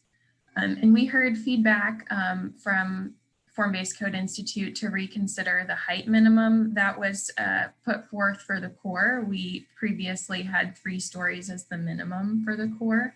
And this was recommended to allow for redevelopment of existing buildings and allow for incremental development over time. We also heard through actual development of the scenarios that we shared with you that the block size of requirement can sometimes be challenging just depending on the existing conditions and unique site features like utilities or topography. So we included some more flexibility that I'll talk about. And then also considering allowing counterflow streets along Route 29. There are a couple examples of those existing today, or at least one that I can think of, by adjusting the build to line to a build to range. So the current draft changes the minimum height required for the core to 2 stories. And generally heights in this area across the character areas would range from 2 to 5 stories. And there are bonus factors or a height bonus provided for developments that provide above the required affordable housing. And we'll talk more about this in the affordable housing requirement, but this is just to say that up to 7 stories could happen in the core if affordable housing was provided above the requirement. Additionally, the block length is more flexible now in that with incorporating 2 new street types of alleys and pedestrian passages, these street types can break up a block instead of requiring a full street section like a local street that requires curb and gutter that's different and above and beyond the standards that would simply break up the face of a building. We've also added a standard that was recommended called a maximum average distance between ground floor pedestrian entrances. This is to ensure that there's a frequent number of pedestrian entrances so that there's not this perception of pedestrian friendly, but there's not actually entrances. And finally, there's the shift from the build to line to a build to range. And this is just allowing some more flexibility for where a building can be located while also ensuring that it's not too far back from the street and is aligned with the parking standards that locate parking next to a building or at the rear of it. And Leah is going to talk about parking. Thank you, Michaela. So going back to our framework, we proposed minimum parking standards of requiring 1 space per 1,000 square feet and 0.5 spaces for a hotel room. We did impose a parking maximum, which is again new for the county. We included provisions for shared parking agreements between different uses and different parcels, and we incorporated street parking towards parking minimums. We also permitted types of parking that were previously by special use permit or very difficult or not permitted at all, namely structured parking and on-street parking and other provisions like that. We do include the structured parking into bylaw regulations because just to put it out there, while we would like a completely walkable mixed-use development with primarily internal or transit trips, we realize that as Route 29 evolves, a best case scenario would be for the first stages of development to create a park once area. Eventually, we would transition towards transit and pedestrian trips over time, but we do have to work within the framework of what is going to be buildable and also feasible for the area right now when we don't have the investment that Kat and John have talked about wanting in this area with additional service and a mixed use area that has both live and work all within a walking distance right now. So to that end, we have received feedback suggesting incorporation of rideshare requirements from members of the commission. And we were also urged to consider additional design guidance on structured parking. So our proposed draft does incorporate parking standards with non-parking uses and facades on multiple sides of a building, screening, building articulation, and additionally we add bicycle parking requirements for both long and short-term bicycle storage, which could very easily incorporate e-bikes if that was a demand that was raised. And as we worked on the draft through the COVID pandemic, it also became clear that pickup and drop-off would become a more and more standard part of the urban landscape. So we also included design standards and requirements for pickup and drop-off zones in the parking standards. These spots near the entrance of the buildings would be used for food pickups, food deliveries, rideshare like Uber and Lyft, general deliveries, quick storefront loading for small retail spaces. And these spaces we blocked off so they would not block traffic. They would not impede bike lanes, and the drivers would hopefully not drive up onto the sidewalk, as some particularly creative delivery people have done in other parts of the city. So again, let's move to discussion on these three sections. We're covering pages 15 to 35 on streets, building, and parking before we move on to the last section. So do we have someone from the public are there members of the public who wish to comment before we continue our discussion? No one has their hand up at this time. Thank you. Then we will go. Do I see hands among the commission? I know Karen has one. And Jillian, there's a chat saying there's a few that would like to, Mr. Chris Hawk would like to speak. Yeah. Sure enough, he just raised his hand after I looked. Sorry about that. Then thank you, Daniel. Carolyn, would you let Mr. Hawk in? All right, Chris, go ahead. You have 3 minutes to speak. Good evening, everyone. This is Chris Hawk with the Piedmont Environmental Council. I have just transitioned to the Albemarle area with PEC. I'll be taking over Sean Tubbs' role, so I just wanted to introduce myself to you all. Thanks for having me this evening, and look forward to meeting you all in the future. And my one comment on this section was really just seeking clarity on the short-term and long-term non-residential bike spaces. It seems like 4,000 square feet versus 10,000 square feet requirements for the bikes parking spaces seems flip-flopped. Just want a little clarity on that. And that's all. Thank you. Thank you. Thank And you.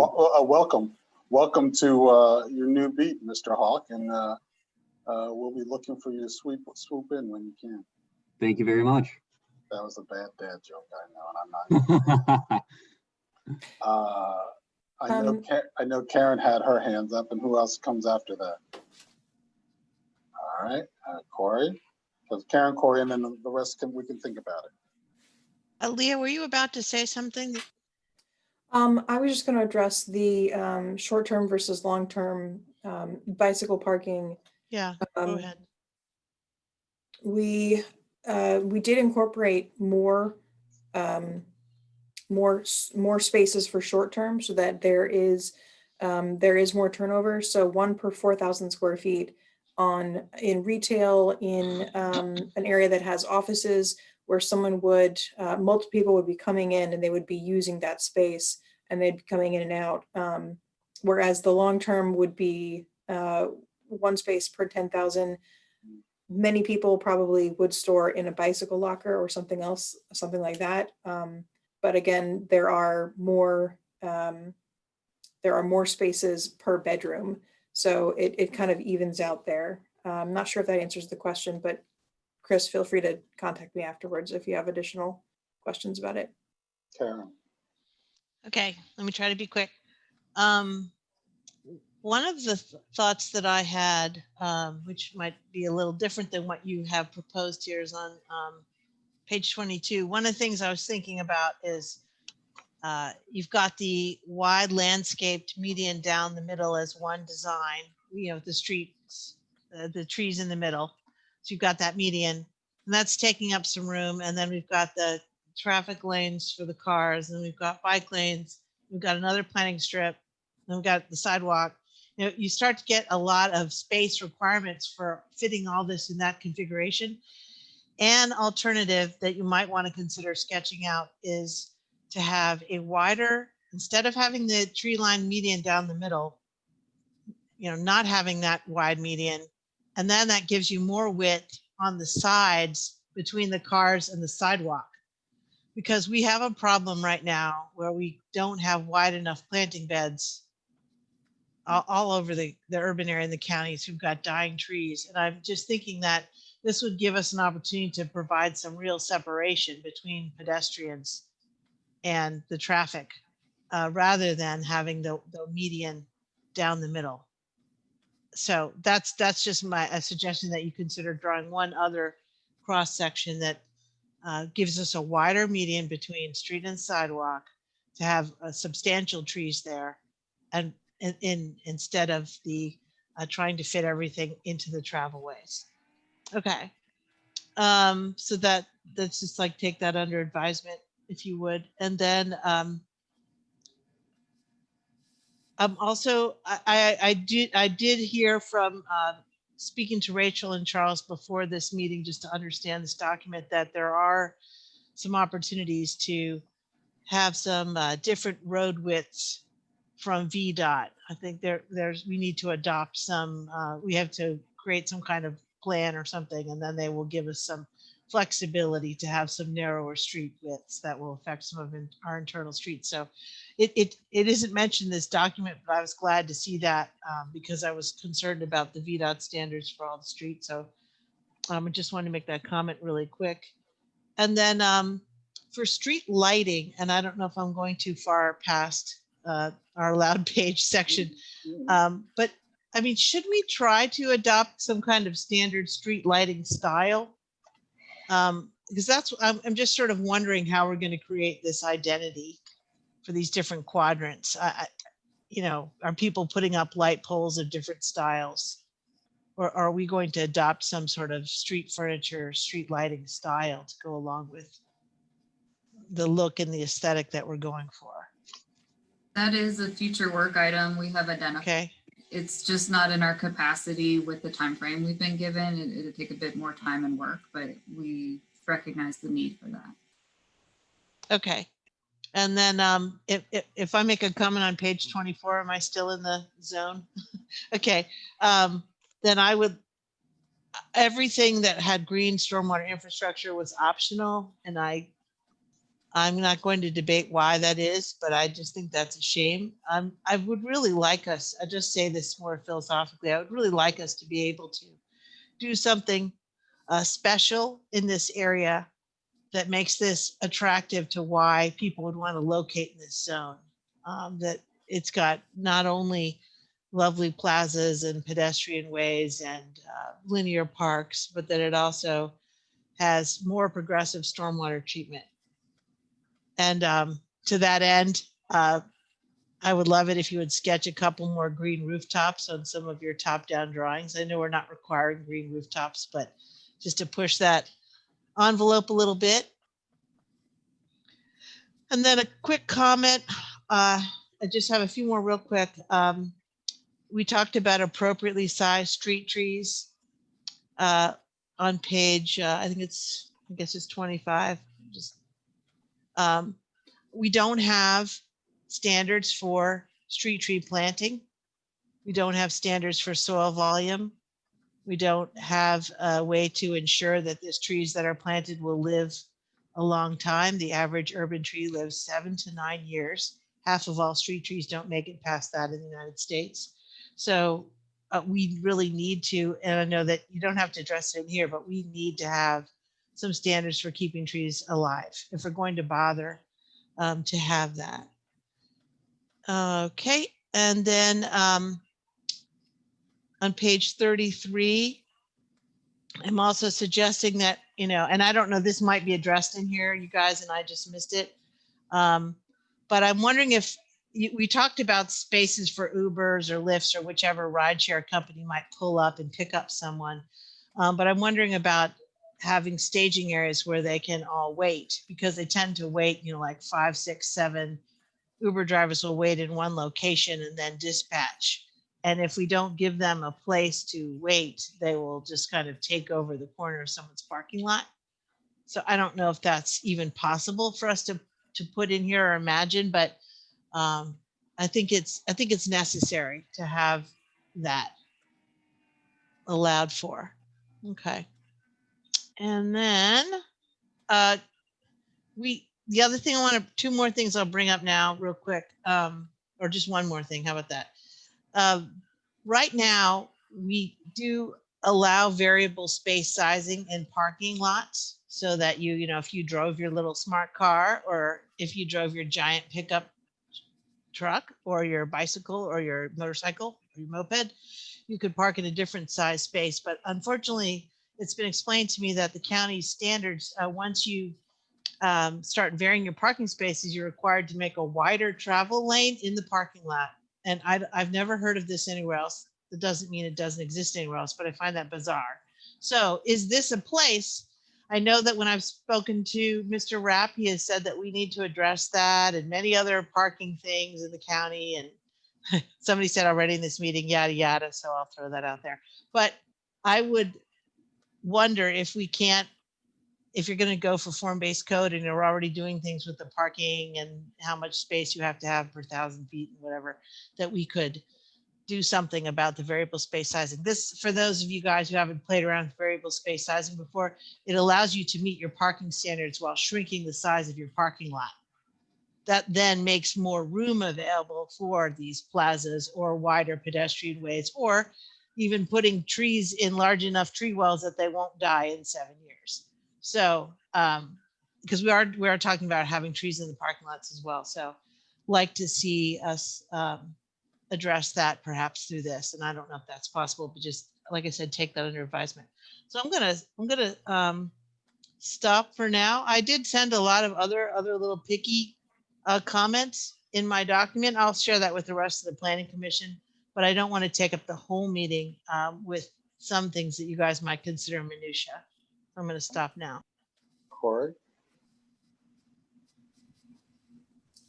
In respect to the buildings, how can we elevate the importance of sustainable design and resiliency? I see where you're incentivizing affordable housing.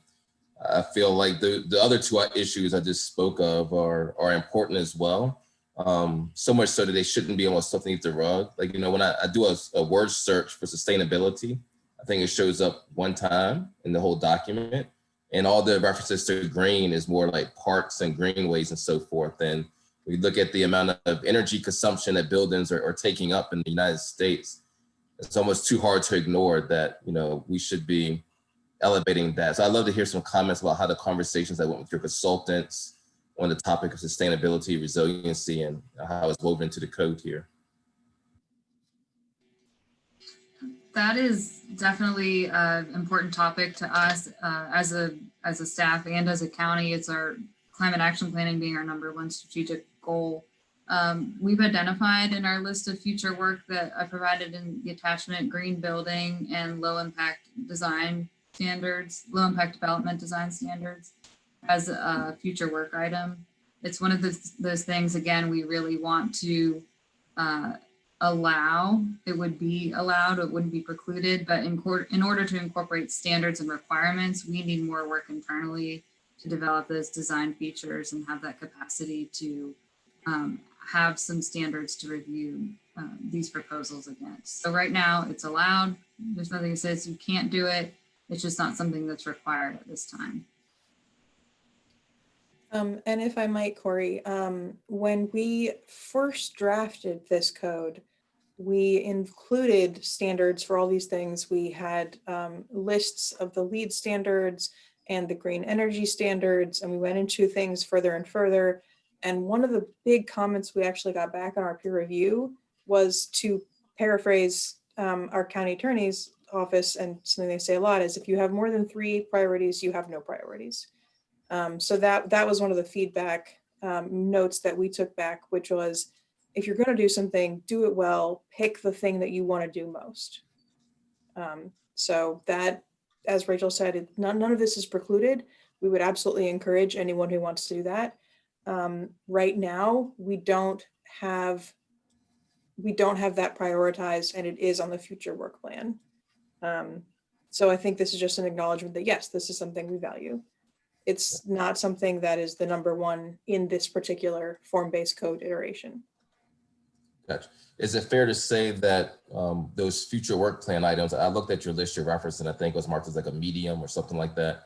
Is it fair to say that there's a point in time where those future work items all collide into this one form-based code? Or are you guys saying that this code could be adopted and the sustainability piece would still be, I hate to say on the back burner because there's not enough capacity to get it done or whatever it might be? Future work items are anticipated to be after the code is adopted. So we have a timeline from the board that calls for the adoption by first quarter 2021. So we're bringing this draft forward, and after the board's work session next month, given their support, we'll schedule for public hearing. But recognizing that it's not, form-based code typically isn't a one and done and then you walk away. It's continue to work on it as you go. As you get more sophisticated, you get more capacity. Many of the items we've identified on our future work list are things we could look at probably countywide. Some of our landscaping standards, some of our sustainability measures. And so that's in our work program to look at our comp plan and then our broader zoning ordinance after we conclude this project and another long range project we're working on.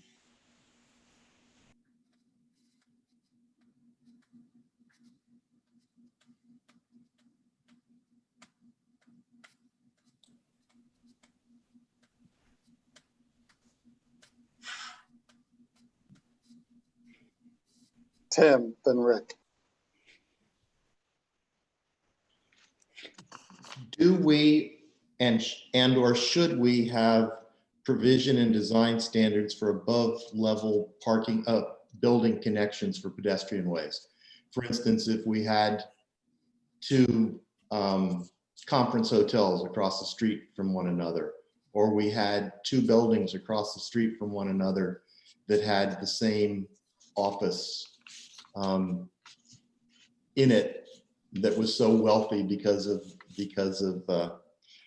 its internet work, it's that they could afford to have that skyway connection. So right now, we'll get into the architectural design standards in a bit, but we don't have specific standards for an elevated pedestrian walkway or connecting buildings, but they would be subject to the same facade transparency and articulation standards. So I hope that answers your question, but that's not something I think we envisioned being very, very common in need of specific considerations that wouldn't be captured already in the code with upper stories. That seems fair, but what's cool about form-based code from my experience, and Corey and I spent a nice long day at the Institute having our training on it. The ideal is to try to think of every variable. So now I'm going to ask you the Jetson variable, my next question. Should we be asking the developer to define a landing zone or parking space for drones? Because that could conceivably really conflict with pedestrian uses on the ground level. Is this something that should be on an upper level? I mean, I know it seems way out, but again, it seems to me what you guys have the wonderful opportunity to do is to think about all scenarios, far-fetched and crazy as this one may be, and others that are realistic. So maybe this is just one for you to have fun with when you're pulling your hairs out on another one. It's not something that we've considered to this date. So I saw Daniel's hand go up too, but if anyone wants to. That's We it. got a Rick and then Daniel, unless Tim, you have something else. Rick and then Daniel. I will yield to Daniel because actually he was looking at you before I was, so. Daniel. It kind of dovetails in the same vein as Tim's comment is a futurist comment, but on page 33 where we talk about pick up and drop off zones and the requirements there, I think in the age of a self-driving car on the horizon and a lot of comments that people, especially in core areas, will want to own a car. They'll want to share a car through a self-driving service. I do wonder about 5D uses requiring less than 20 parking spaces don't have to have a pickup and drop off area. And I, just wonder as we're thinking about the parking standards and kind of what is today, and we're building for the future, and this is going to take a while to get adoption and implementation of this form-based code.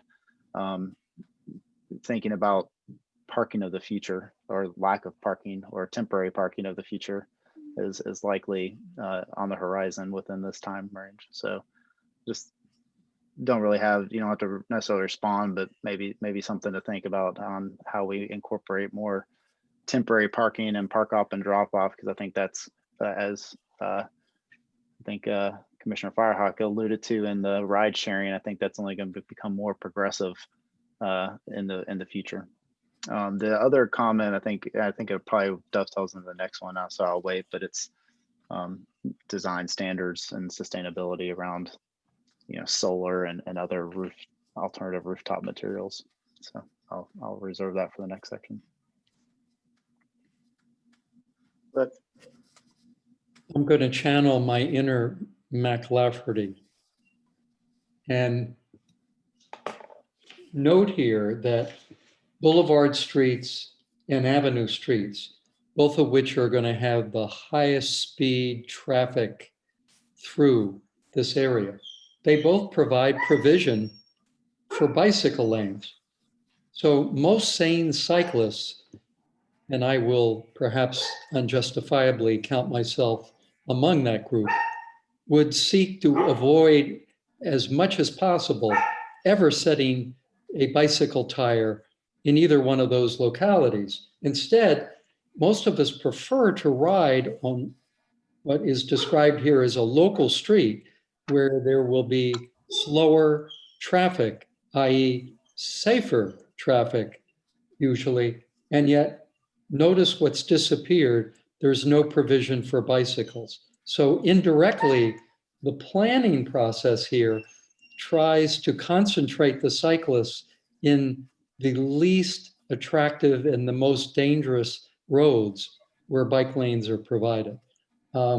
So I would suggest think about some way to at least include bicycle arrows here.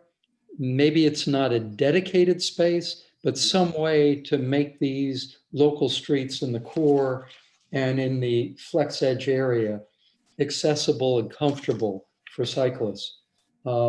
That's one thing that just stands out here immediately. The other thing I would note on 23D about shared use path or two-way cycle tracks, that's deemed appropriate by VDOT and the county transportation planning staff. We really don't have bicyclists represented on the county transportation planning staff, to my knowledge. VDOT is not necessarily a particularly bicycle-friendly organization. It's becoming a little bit more aware with time that there are people that actually get around with two wheels that are unmotorized. But I do think we need to look for some way that there be other kinds of input on these shared use paths rather than both of those bodies. I'm not minimizing the county transportation planning staff, but I think we need to have some other representation and other voices there to weigh in on bicycle use. just a couple of other points here. On the street furniture on page 25 at the bottom, under 5, the critical question is going to be who pays for it and who maintains it. And the answer early on is to create special districts. Well, I happen to know through 4 years of recent experience, the board has not really embraced the concept of special districts. And yet, we're proposed in here is a high degree of infrastructure intensive material.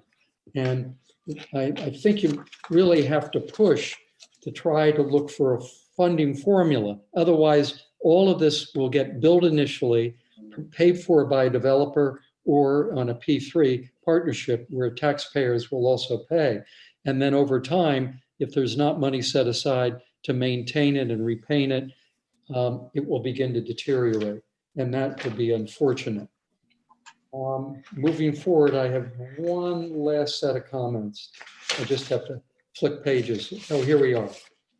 On page 30, build to range measurement. We have indicated here the facade should be built to at least 66% of the site's street frontage. And what is presented is basically a square or a near rectangular building. Well, what happens if somebody wants to put up Frank Lloyd Wright's Bartlesville, Oklahoma building with 4 sides to it, or the BMW building in Munich, which are 4 round buildings attached to one another? Or we could look at Torre Agbar in Barcelona, which is completely circular. So what we're proposing here, what I'm concerned about, is basically saying that the form must follow the build to range measurement. We are therefore minimizing room for creativity here by specifying 66% minimum. I think that, the need to look for a way also that somebody could buy 4 lots and they could put up one large circular building, and they would actually provide greater open space around their buildings as a result of that. So just something else to think about there. And last but not least, should we provide under number 6, modifications to maximum and minimum parking, should we provide bicycle parking spaces in the roadway? Everything that seems to be proposed here will include internal bicycle housing, or that it will be somewhere near a building. But certainly in countries like Denmark and Holland, the bicycles are treated as vehicles, which they are under Virginia code, and thereby they are right down in the roadway in a dedicated parking space. So just something else to think about as we go forward.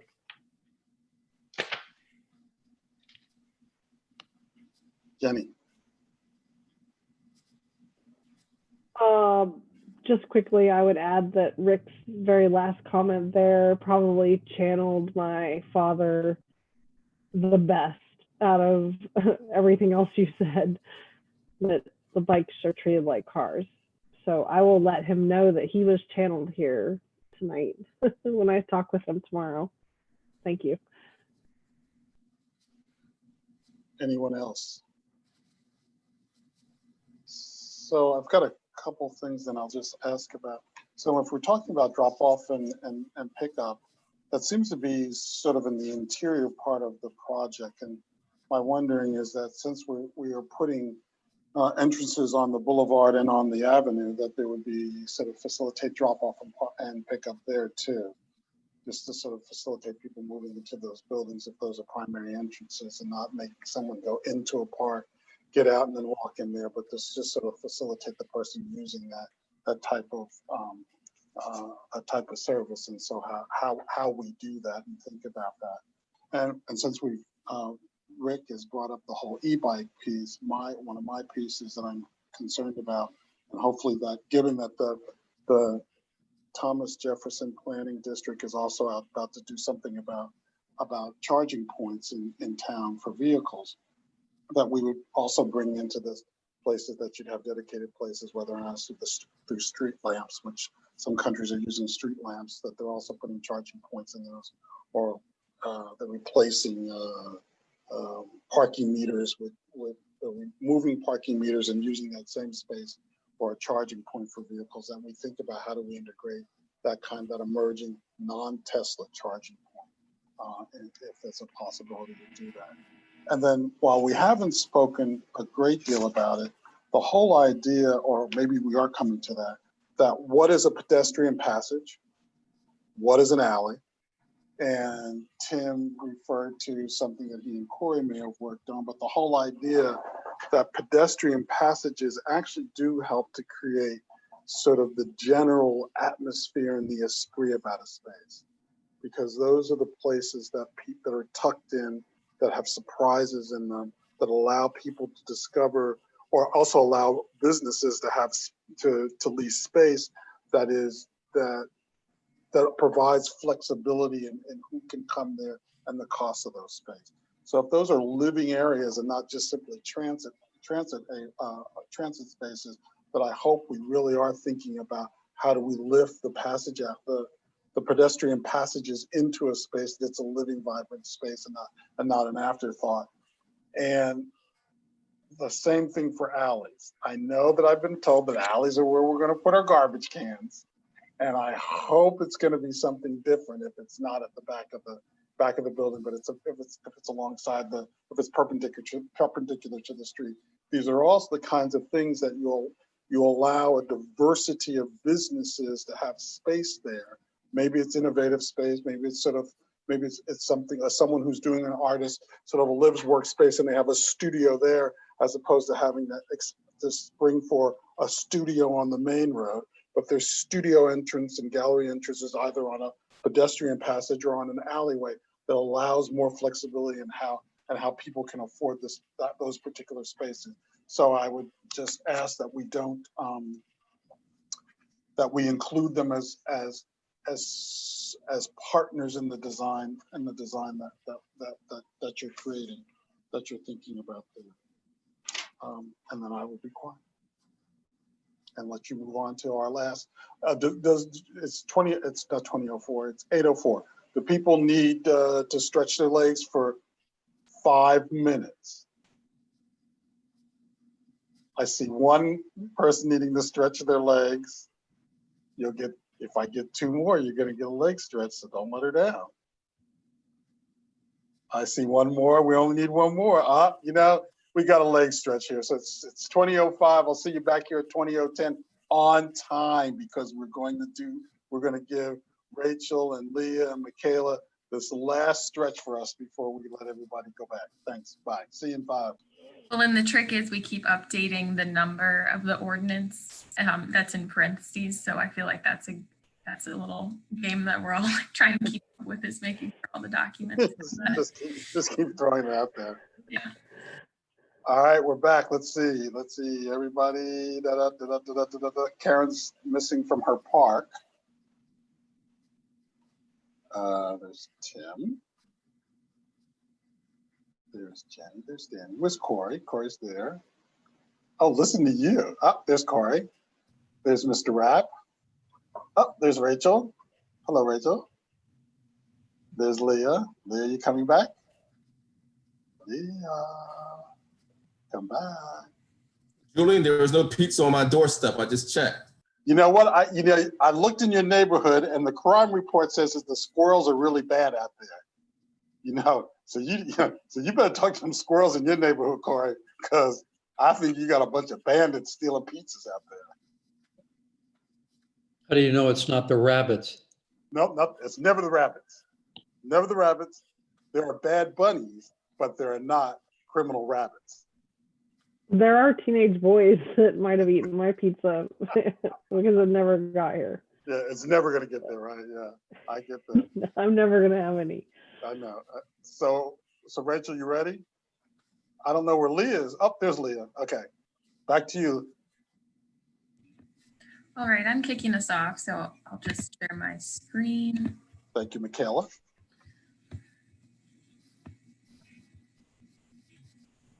All right, so this is our last section of the code. And I'll start with the architectural design standards. This is an overview slide of what we shared with this group last November. And the map at the left shows the parcels in gray that are within the entrance corridor overlay district. So you can see that most of the area is subject to those guidelines. So we included a proposal in the framework for an administrative process to review project's compliance with the entrance corridor guidelines. And this was probably the least developed portion of the framework. There were topics mentioned that we wanted to be able to draft, but the content really wasn't there. So the topics of transparency, materials or color, facade articulation, lighting, parking structures, and equipment and service areas, screening for those areas was included and mentioned. And the feedback we heard was slightly different for this topic because we were developing this and definitely exploratory in nature to get to where we are today. So the consultant team shared several precedents with us for other codes that regulated facades and ensuring that they're different and pedestrian friendly. And they also provided design standards, recommendations for design standards that were outside of this scope of work, but could be incorporated, some of which we've already mentioned about green building design and such. We've also been collaborating with the ARB this year via virtual work sessions and online feedback forums prior to discussion about these topics, and plan to reconvene with them on this draft as well. So they've been engaged and supportive of this administrative process for incorporating the entrance corridor guidelines. And this part of the code can get a little bit wonky, but I hope that the diagrams help, and that was our goal in including them. The goal overall of this section is to ensure that buildings are at a human scale, so meaning they're pedestrian friendly and have some variation, but we're not overly prescriptive in the architectural style. So there's transparency included as a standard. The transparency standard is highest at the ground floor in the core, the most urban areas, and then steps down in the flex and the edge and is lower in the upper stories generally. There's also a concept of a facade segment length that's included. So this is basically the maximum length of a wall that could be without a plane change or material change. So a physical or visual facade break is how it's worded in the code. And the diagram at the bottom right demonstrates that. And it's a function of the building height. This was something that we spent some time with the ARB discussing. And there are lots of numbers that exist in the world of form-based codes, and this function of having it be either 2 times the building height, double the building height, what seemed to be a space that the consultants and generally the feedback we were receiving, people were comfortable with that. Additionally, I've mentioned the entrance corridor guidelines, and our goal is to incorporate these guidelines into the code. So there are minimum planting requirements by street type, there are lighting requirements, screening standards for mechanical service and loading areas, and then there's a chart or table of permitted and prohibited building materials, hoping to still keep this at a high enough level that there's flexibility and creativity in design. The goal is really to ensure that there's high quality materials that are used, not to be prescriptive about them specifically. And this is Leah. Thanks, Michaela. So when we're going back to the draft framework, we originally called this section amenity standards. We recommended required amenity spaces on each parcel redeveloped under the form-based code. And they would be required to dedicate a specific portion of their site to public use. This would be similar in spirit to current county requirements for open spaces, but more dynamic, more active. And instead of the open spaces being reserved for the residents of a development, the spaces would be open to the public, which would create a truly public urban fabric of the landscape here. We're trying to bring pedestrians out of their cars, onto the sidewalks, into the shops, and these amenity spaces were going to do that. We did require, or proposed requiring plantings and a lot of green spaces, but the primary use for these spaces would be not for quiet enjoyment, but for active enjoyment. People walking, people dining, bringing their lunch and their coffee out to hang out with their friends, which we can't do now, but 10 feet apart, 6 feet apart with masks on.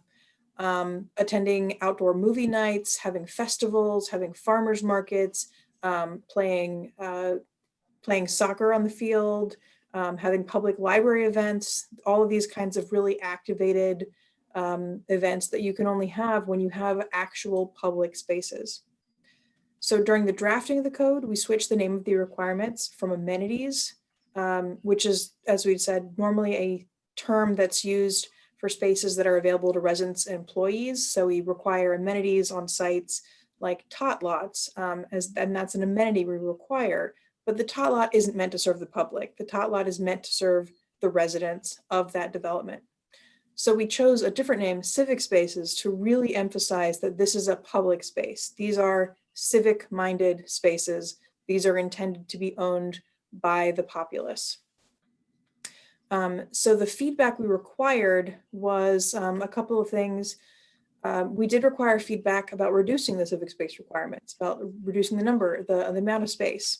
But when we actually do the numbers, on any site less than 2 acres in size, in the core area, there's currently a exemption to permit cash in lieu if you're within a 1/4 mile of a large county-owned space identified in the regulating plan. So we think this is actually a pretty generous space. Anything that's very large, a very large redevelopment of a site, we do want a civic space there. We do want to have a large public area. So we did incorporate feedback from about pedestrian passages.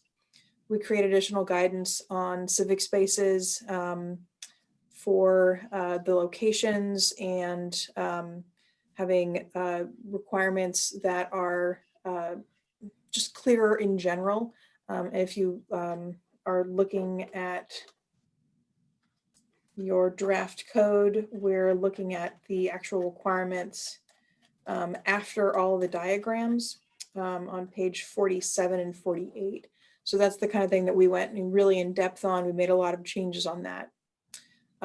The other thing that we did talk about a little bit earlier with the streets was after a board work session on November 4th, we did clarify that the county would own and maintain civic spaces with some specific exemptions if that was something that the property developer was looking for. This again would create this public space that is controlled, maintained, and perhaps in future have design standards that are consistent throughout that we don't have to require them to do. We can impose them upon ourselves much easier. So with the current draft of civic space standards, we have a range of different types. We can do indoor civic spaces, like you could have a public art gallery, a meeting space like City Space in Charlottesville City, to a linear park like the Chicago 606 Greenway, small squares, pocket parks. And we envision pocket parks to be kind of a catch-all where you could have anything from a community garden to a bunch of trees and a couple of tables for people to sit and enjoy spaces outdoors. We are trying to create these little green oases throughout the area here. And also addressing a little bit questions a little bit earlier, we did add provisions for pedestrian streets. They would be, of course, we're envisioning something similar to the downtown mall, seating, access to surrounding buildings, planting, and either shade or art and focal features. So either working with artists to create installations or putting fountains in, something like that. So the different sizes and the forms of the civic spaces do have different requirements that are geared towards their intended uses. but we left a lot of flexibility. So it's not saying this type of civic space must have a bench every 15 feet in this area. We do have diagrams that Michaela created much more skillfully than I could have. But these are really just the requirements. These are, since they would be in the actual code of the ordinance, these are the requirements. These are the minimums. This is not the design that you have to use. This is not the layout that you have to use. These are the elements. Specifically where we have indicated, these are the ways they have to be made. Again, we do envision a lot of active programming on these. So we're trying to look at a living, breathing urban space. And we're especially trying to do it in a way that does not exclude someone who maybe can't afford to live here in this particular part of the county. Maybe they don't have a job that brings them to this part of the county. We still want it to be a part of the public fabric that people can access throughout. One element actually that I would like to highlight, if you could go back real quick, Michaela, is the cash in lieu option. And on the regulating plan, we did identify general areas where we're requiring large county-owned civic spaces. So as I said, in the small developments, if you had less than 2 acres in the core, which in the core is a pretty big size, or if you have less than 1.5 acres in the flex, or less than 1 acre development on the edge character area, and you're within a 1/4 mile of one of the large county-owned civic spaces, which covers a fairly large portion of that area, you could contribute cash in lieu to these, to the development and maintenance of these civic spaces. So I think, let's keep rolling and go on to incentives, Rachel. Thanks, Leah. So I will end us on our last section of the code we're going to talk about tonight, and that is incentives and affordable housing. So we touched on this earlier. We have removed the incentive section, but just a reminder of what it looked like. In the framework, we had several non-required building elements that we assigned a point system to, that folks could achieve additional height if they met a certain number of points. And again, it was very preliminary. When we brought it out to the framework, we recognized it needed some more work. And so we worked on it some more, and based on feedback we got from both our consultants we worked with, as well as from some folks on our steering committee, was that we should remove the section. And the reasoning was, first of all, if we need to identify 1 or 2 priorities and figure out how to incentivize those. And also that we needed a little more detail and clarity. And then we heard from a couple of local developers that they felt like people were just going to use this section to do the bare minimum to get the bonuses that we're allowing. And that's not necessarily what we want. So we should identify those priorities. So we did that, and we've identified affordable housing as a priority. But before I get to that, I want to just talk about a couple things that we've incorporated into the draft that were listed in the incentive section. So we're not completely doing away with all of these concepts. So affordable housing, I'll talk about in a minute. Civic space types that Leah just went over, we've added additional civic space types that talk about amenity spaces and trails.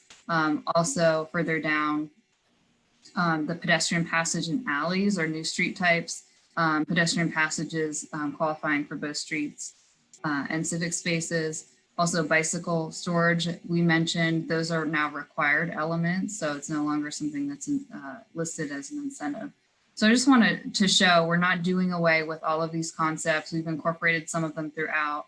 The 2 pieces that we've talked about earlier, the green building design and low impact development and green infrastructure, we recognize the importance of those and need further work on them before incorporating standards or incentives.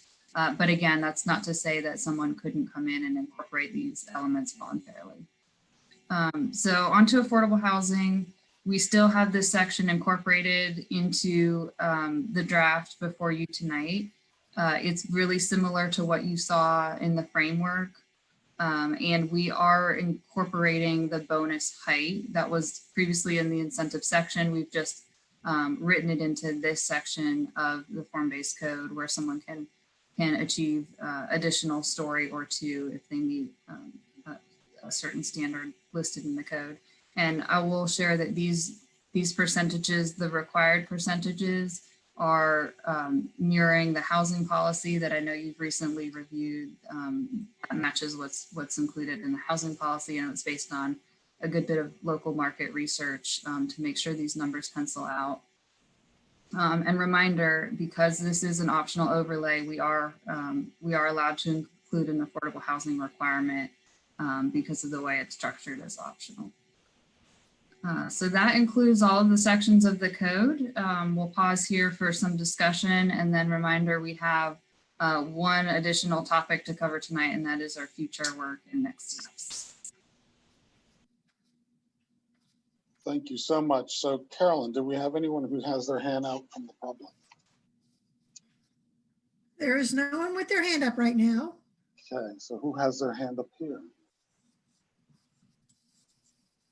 Now, Tim. Okay, Jenny and Corey, and then whoever comes in after that. So Tim, please. Jenny and then Corey. One quick question, and this is something that I believe you all discussed way back when we had the first draft, but now that you have the consultant comments, I know this has been done in other cities as well, but could you just very briefly discuss why not go the full form-based code without allowing current zoning underlay option? So there were a couple reasons for that. I think a good bit of it is just maybe the political will to do so. Not every property owner is in the same place right now in RIA 29. Some people support this and embrace it, and others don't want it or aren't interested at this time. So that was a main reason for it, the feedback we've heard. But also the optional overlay, I think, has a couple of advantages. The affordable housing piece that I just mentioned, as well as our process the way it is today, I think leads people who want to redevelop towards form-based code. Because form-based code is a by right process, it provides that clarity and certainty, and it introduces quite a bit more intensity and density of uses that aren't allowed today. So someone looking to redevelop their property would have the option of going through a rezoning or going through the by right process to the form-based code and have quite a wide variety of uses that they could choose from under the form-based code. So hopefully that leads people towards the optional form-based code district, but if not, they can go through a traditional process, and we'll still review development against the RIA 29 small area plan in this area. Thank you. I think that's a good and fair response, and I think it's important that we have it out there for the public. Jenny. Just a couple quick comments. I wanted to say that I think what I see here, and I mean, I think you're leaving flexibility for how this might take shape. But what I like is when you talk about these spaces, I feel like you're leaving this flexibility that I think is really important, because using Crozet as an example with our plaza, the idea behind the space, which is a larger space, is that it can be used for multiple purposes. So while it might be a large space, people have worked closely to figure out ways that it cannot be an overwhelming space for a family picnic or an intimate type gathering.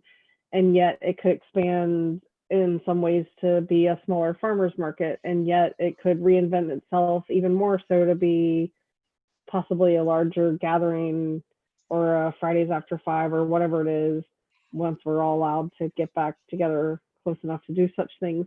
And so I really like that. I like that, like having these spaces be able to sort of be a multi-purpose and not be so strictly programmed that they may become unusable or just not lend themselves to what people might find themselves there wanting to do. I think I think in one part you talk about that, like having the movable pieces. And then I guess just one other comment, I really like how you described changing the term tot lot, which implies the neighborhood use, to this sort of term of civic space, because we've had this happen before in different neighborhoods where we've had these spaces that are created, and oftentimes existing neighborhoods are told around a new development, you know, we're going to have this place that's open for everybody, but it kind of turns out a lot of times neighbors of that community feel that that's theirs and it's not someone else's to come use, and that's really unfortunate. And so I really do like that you're making it very clear what the intent is for these spaces. And I also like that you're actually talking about making places for people to come sit, and it can be anybody who wants to come sit there can sit there. And unfortunately, I think we're in a place in these days where we need to say that that's okay. And, you know, as a county, as a community. And so I really appreciate that part and the thoughtfulness that's gone behind you taking the time to define what the intention is behind creating these spaces.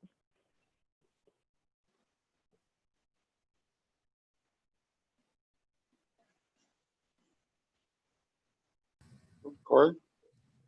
Sorry, I was trying to find the unmute button. I just had a couple of questions. The first is on the transparency requirements. And just out of curiosity, should we be putting anything in there that takes into consideration maybe building orientation? And so if you met those requirements, depending on what facade it is and the building's orientation, maybe requires shading to control heat gain and so forth. Just curious, were those conversations part of developing this language? Right now, I think this is getting at what you're mentioning, but please jump in and clarify if not. But we've specified that those transparency requirements are only for facades that face streets and civic spaces, but I think you're adding additional shading requirements, suggesting that additional provisions alongside transparency. Is that right? Or you want to add on to that? I guess my comment was more like north, south, east, west, and like how sun angles and so forth play into that. Just kind of tie in sustainability, ultimately trying to get high performing buildings, but providing that flexibility to how you get there in a sense. So it was thought given to like the appropriate facade, like south side, for example, would grab low winter sun. Were those kind of conversations occurring while you're thinking through the transparency requirements? Does that make Those aren't, yes, it does. Those Okay. aren't in the code as written, but well taken as a note. And I think we're challenged right now at the developing standards for the whole area, but I will take that comment into consideration. And I think it's aligned with the green infrastructure, green building design piece too. And then my second question was on the mechanical section. Do we want to give any thought to maybe controlling the size of louvers that are on the primary facade? You talk about building equipment, you talk about things like transformers and to maintain that on primary facades. Corey, we lost you for a little while. Oh, Go back to Corey, go back to louvers. We sort of broke up when you started talking about louvers. okay, I turned my camera off. Maybe that'll help for a second. I guess the question is, do we want to give any thought or consideration to indicating like maximum louver sizes on the primary sides? In the mechanical section, you talk about building equipment and appurtenances and transformers and meters and things like that. We want to give any thought to louver sizes on primary facades.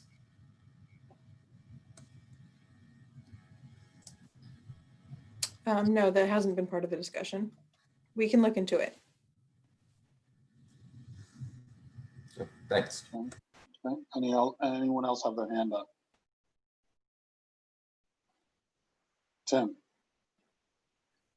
Just to build on Corey, when I was talking about the shadows, I didn't tie that to sustainability, but I think that there is an issue of a building, a first building of X number of stories that could conceivably cast a shadow that could have environmental effects on a future building.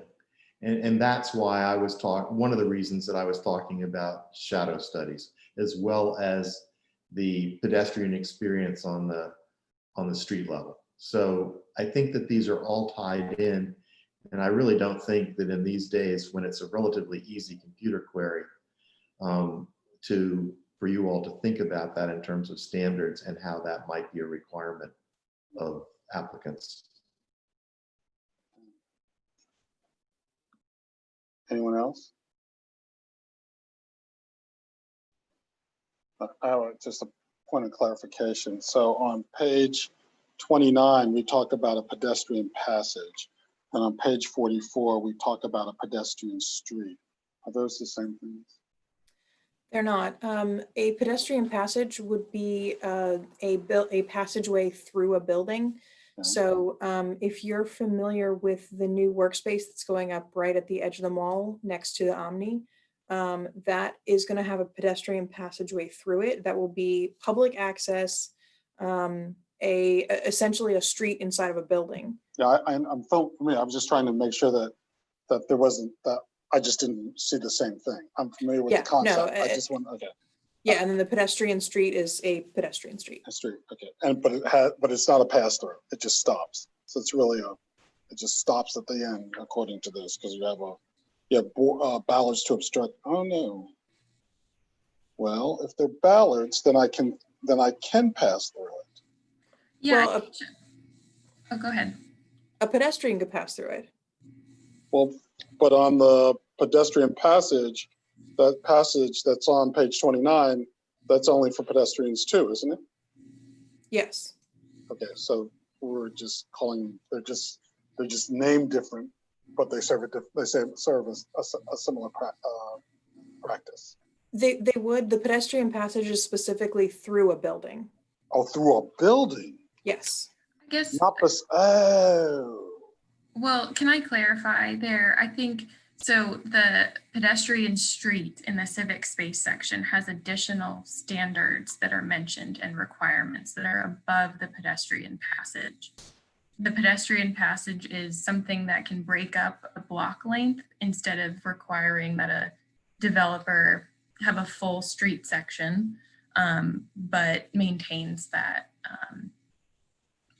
the break in facade as a pedestrian walks along the street. So then Michaela, is the pedestrian passage covered? So it's really like so it's like what I would know in France and I would know in London, sort of those kinds of places that move between streets, but are actually covered merchant places. Could be, but not required. That's okay. Okay. All right. Whereas the pedestrian street is not covered. There's no not covered, and it does have the additional. I need to look at the page, but when you look at the diagrams and 44, page 44. Yeah, thank you. Those annotated elements are not called out. Okay, what I had in my mind when we were looking at it, I thought that maybe we were doing something like this, really, which my comment was about. That this was a covered place that you could have a different level of business there because there's smaller storefronts. There, it doesn't have the full range of it doesn't have the full range that you might have on an avenue or a boulevard or a local street. But now I understand. My other piece on this is I mentioned before. I think this is the real, and Jenny has mentioned this earlier.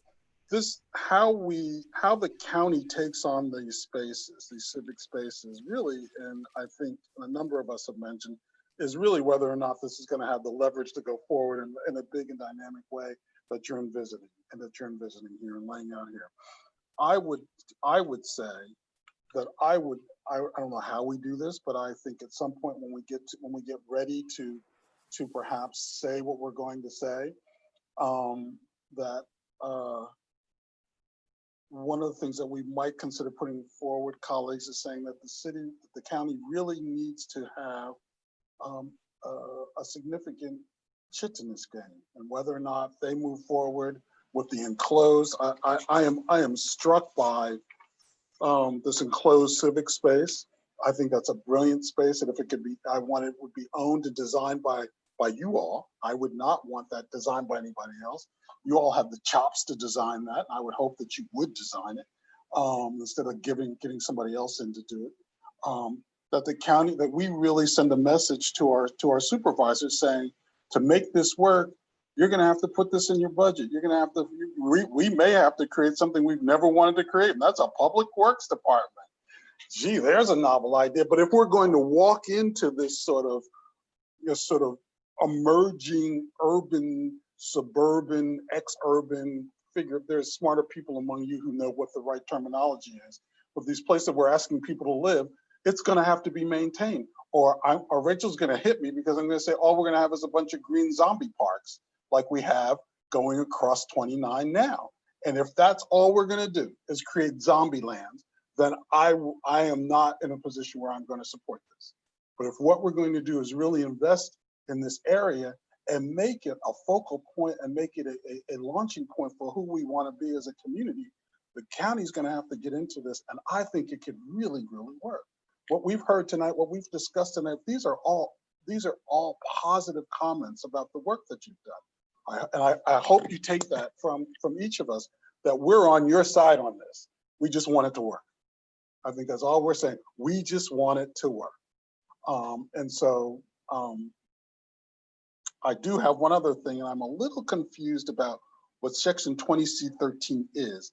Is it part of the form-based code? Is it kind of part of the form-based code, or is it not part of the form-based code? It is part of the form-based code. Anyone opting into our form-based code would be required to provide affordable housing. Thank you. Thank you. All right.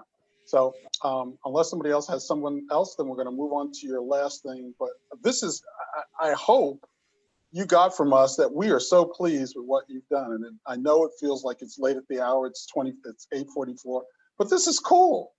What you've done is really cool. And I hope that the bodies to be, where's Charles? Charles, I hope that the people who are listening to this and who you have to sort of say, how did it go? Because, people go, how did it go?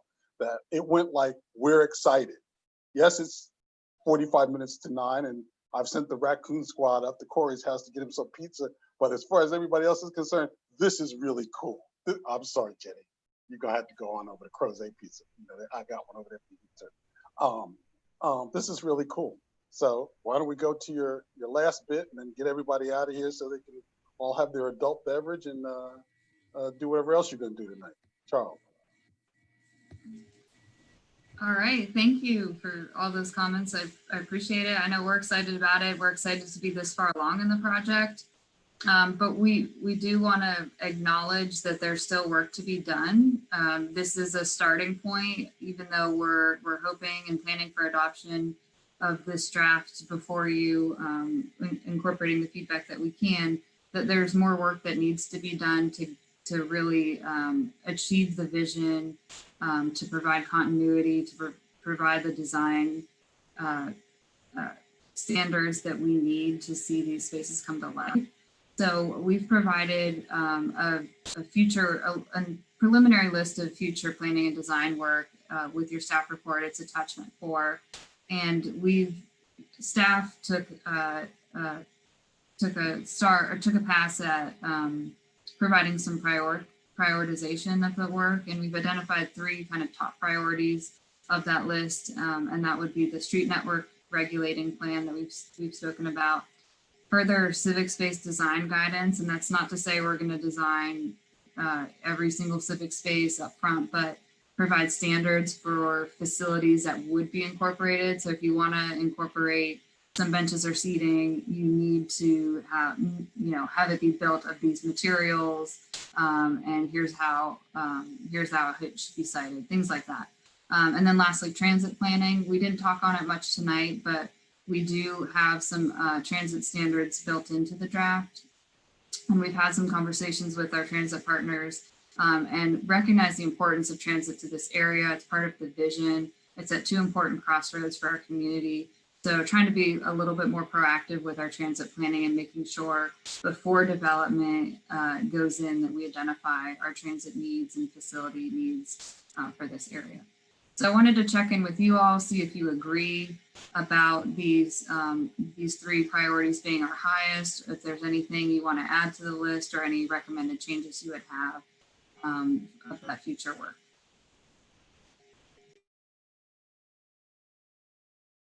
Oh, I know how to do this. I will move this over and see who has their hands up. There, I can see it now. All right. Karen, I know you have your hand up. Oh, you don't? Okay. Corey.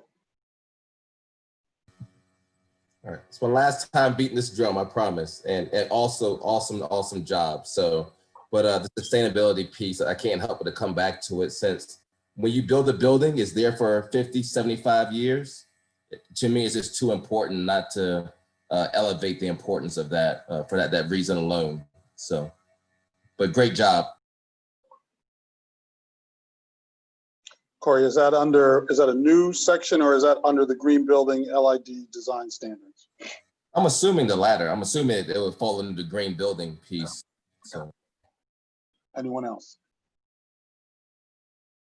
Rick, you're getting I said? would say that the three that Rachel has identified as highest priorities, they all make sense, because everything else will follow consequentially from them. Other comments? Rachel, you okay? Rachel, okay? Sorry, I lost my cursor. Yeah, that's great. We'll take that feedback and move it forward. We had one last slide we wanted to share, just letting you know what's coming next. Thanks. Oh, wait, first of all, Michaela and Leah, you okay? I know your boss said you're okay, but I have to give you an opportunity to say if you're okay too. Okay?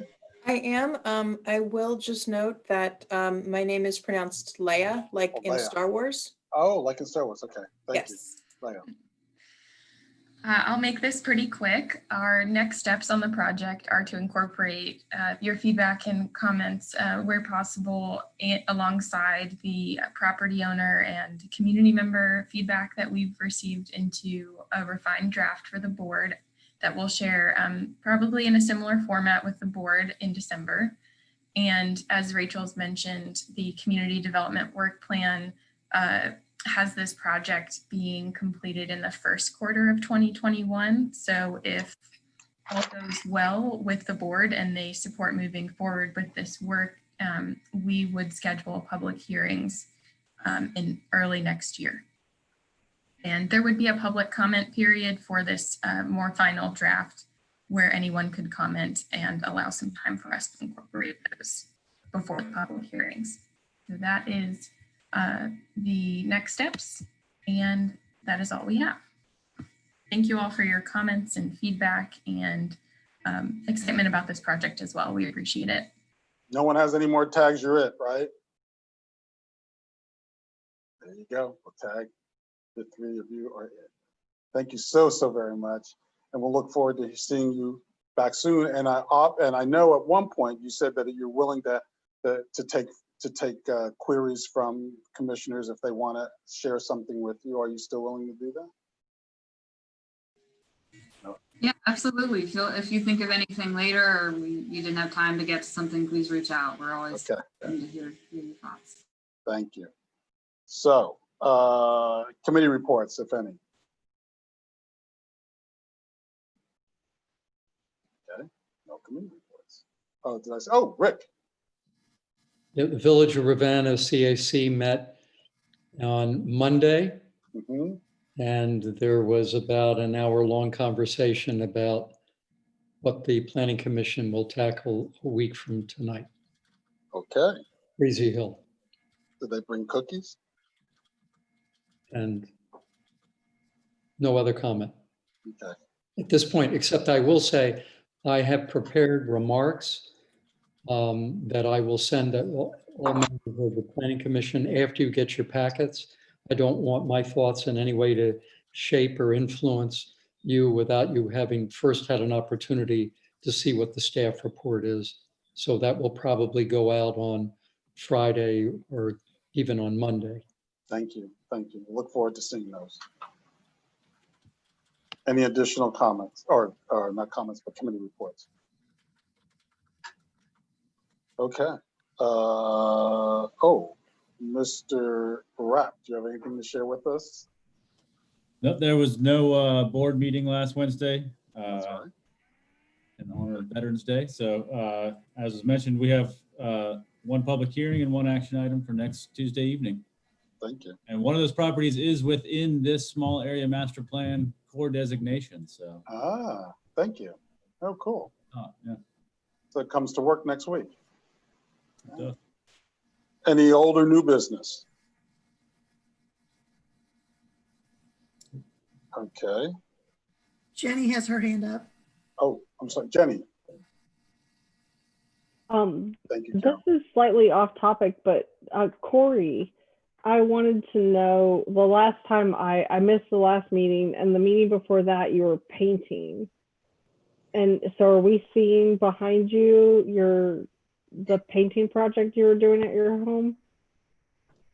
Oh, great question. This is the first of several. So yeah. I've been painting the guest room too for the in-laws. They'll be here for a while when the new arrival comes. So Very good. I like it very much. I just wanted to give you my approval. thank you. Don't look too close though, but thank you. There you go. That's how my painting jobs go. And one other thing is, while there might not be a pizza showing up tonight, a long time ago, Bruce Dotson and I made a friendly wager, and hopefully this isn't frowned upon, because all that we had a little bet about how long Planning Commission would go on this particular evening. On this evening? Not this evening, but while he was still serving, we had a big agenda and we made a bet. Okay. And I won. And he owes me lunch. And he even tried to double down and say, you know, well, it's kind of all or nothing, or it was dessert or nothing. And I won dessert too. So you know, Bruce Dotson, if you're out there, like, I haven't forgotten about it. You want your meal and the dessert. Okay, all right. For a second there, I thought you were going to make me assume that wager. Ooh, now you stepped into it. Hey, you know, I was like, where is this going? I really would like to meet you all in person. I mean, I've met Corey a little bit for a month or two, and then here we are. And so, I mean, we can look at meeting together and getting lunch when time permits, but Bruce is the one who he owes you lunch. Okay, well, yeah, I just want to say that on the record that for Bruce, that the time will come where we'll have our lunch and it'll be a nice little visit. So thank you. I thought by state code that any obligations of a previous planning commissioner not satisfied automatically fall to the subsequent planning commissioner. So you may be barking up the wrong tree there. You may have to see if Daniel will cover it for you. There you go. All right. So any items for follow-up? No. All right. So we know our next meeting is next Tuesday at 6 o'clock. Right here. Corey, did you hand your hand up? Okay. Oh no, I was scratching. I'm sorry. All right. That's all right. So you know what? We've made it through this season. We got a little bit more to make through. Continue to wear your mask. Thank you all for putting up with my exile to the Monticello Room, downtown Charlottesville. It is a place that you all should come and visit. And next week I'll be home. I'll be home back at the house. Have a great week and see you later, folks. Charles, are you coming down here to help?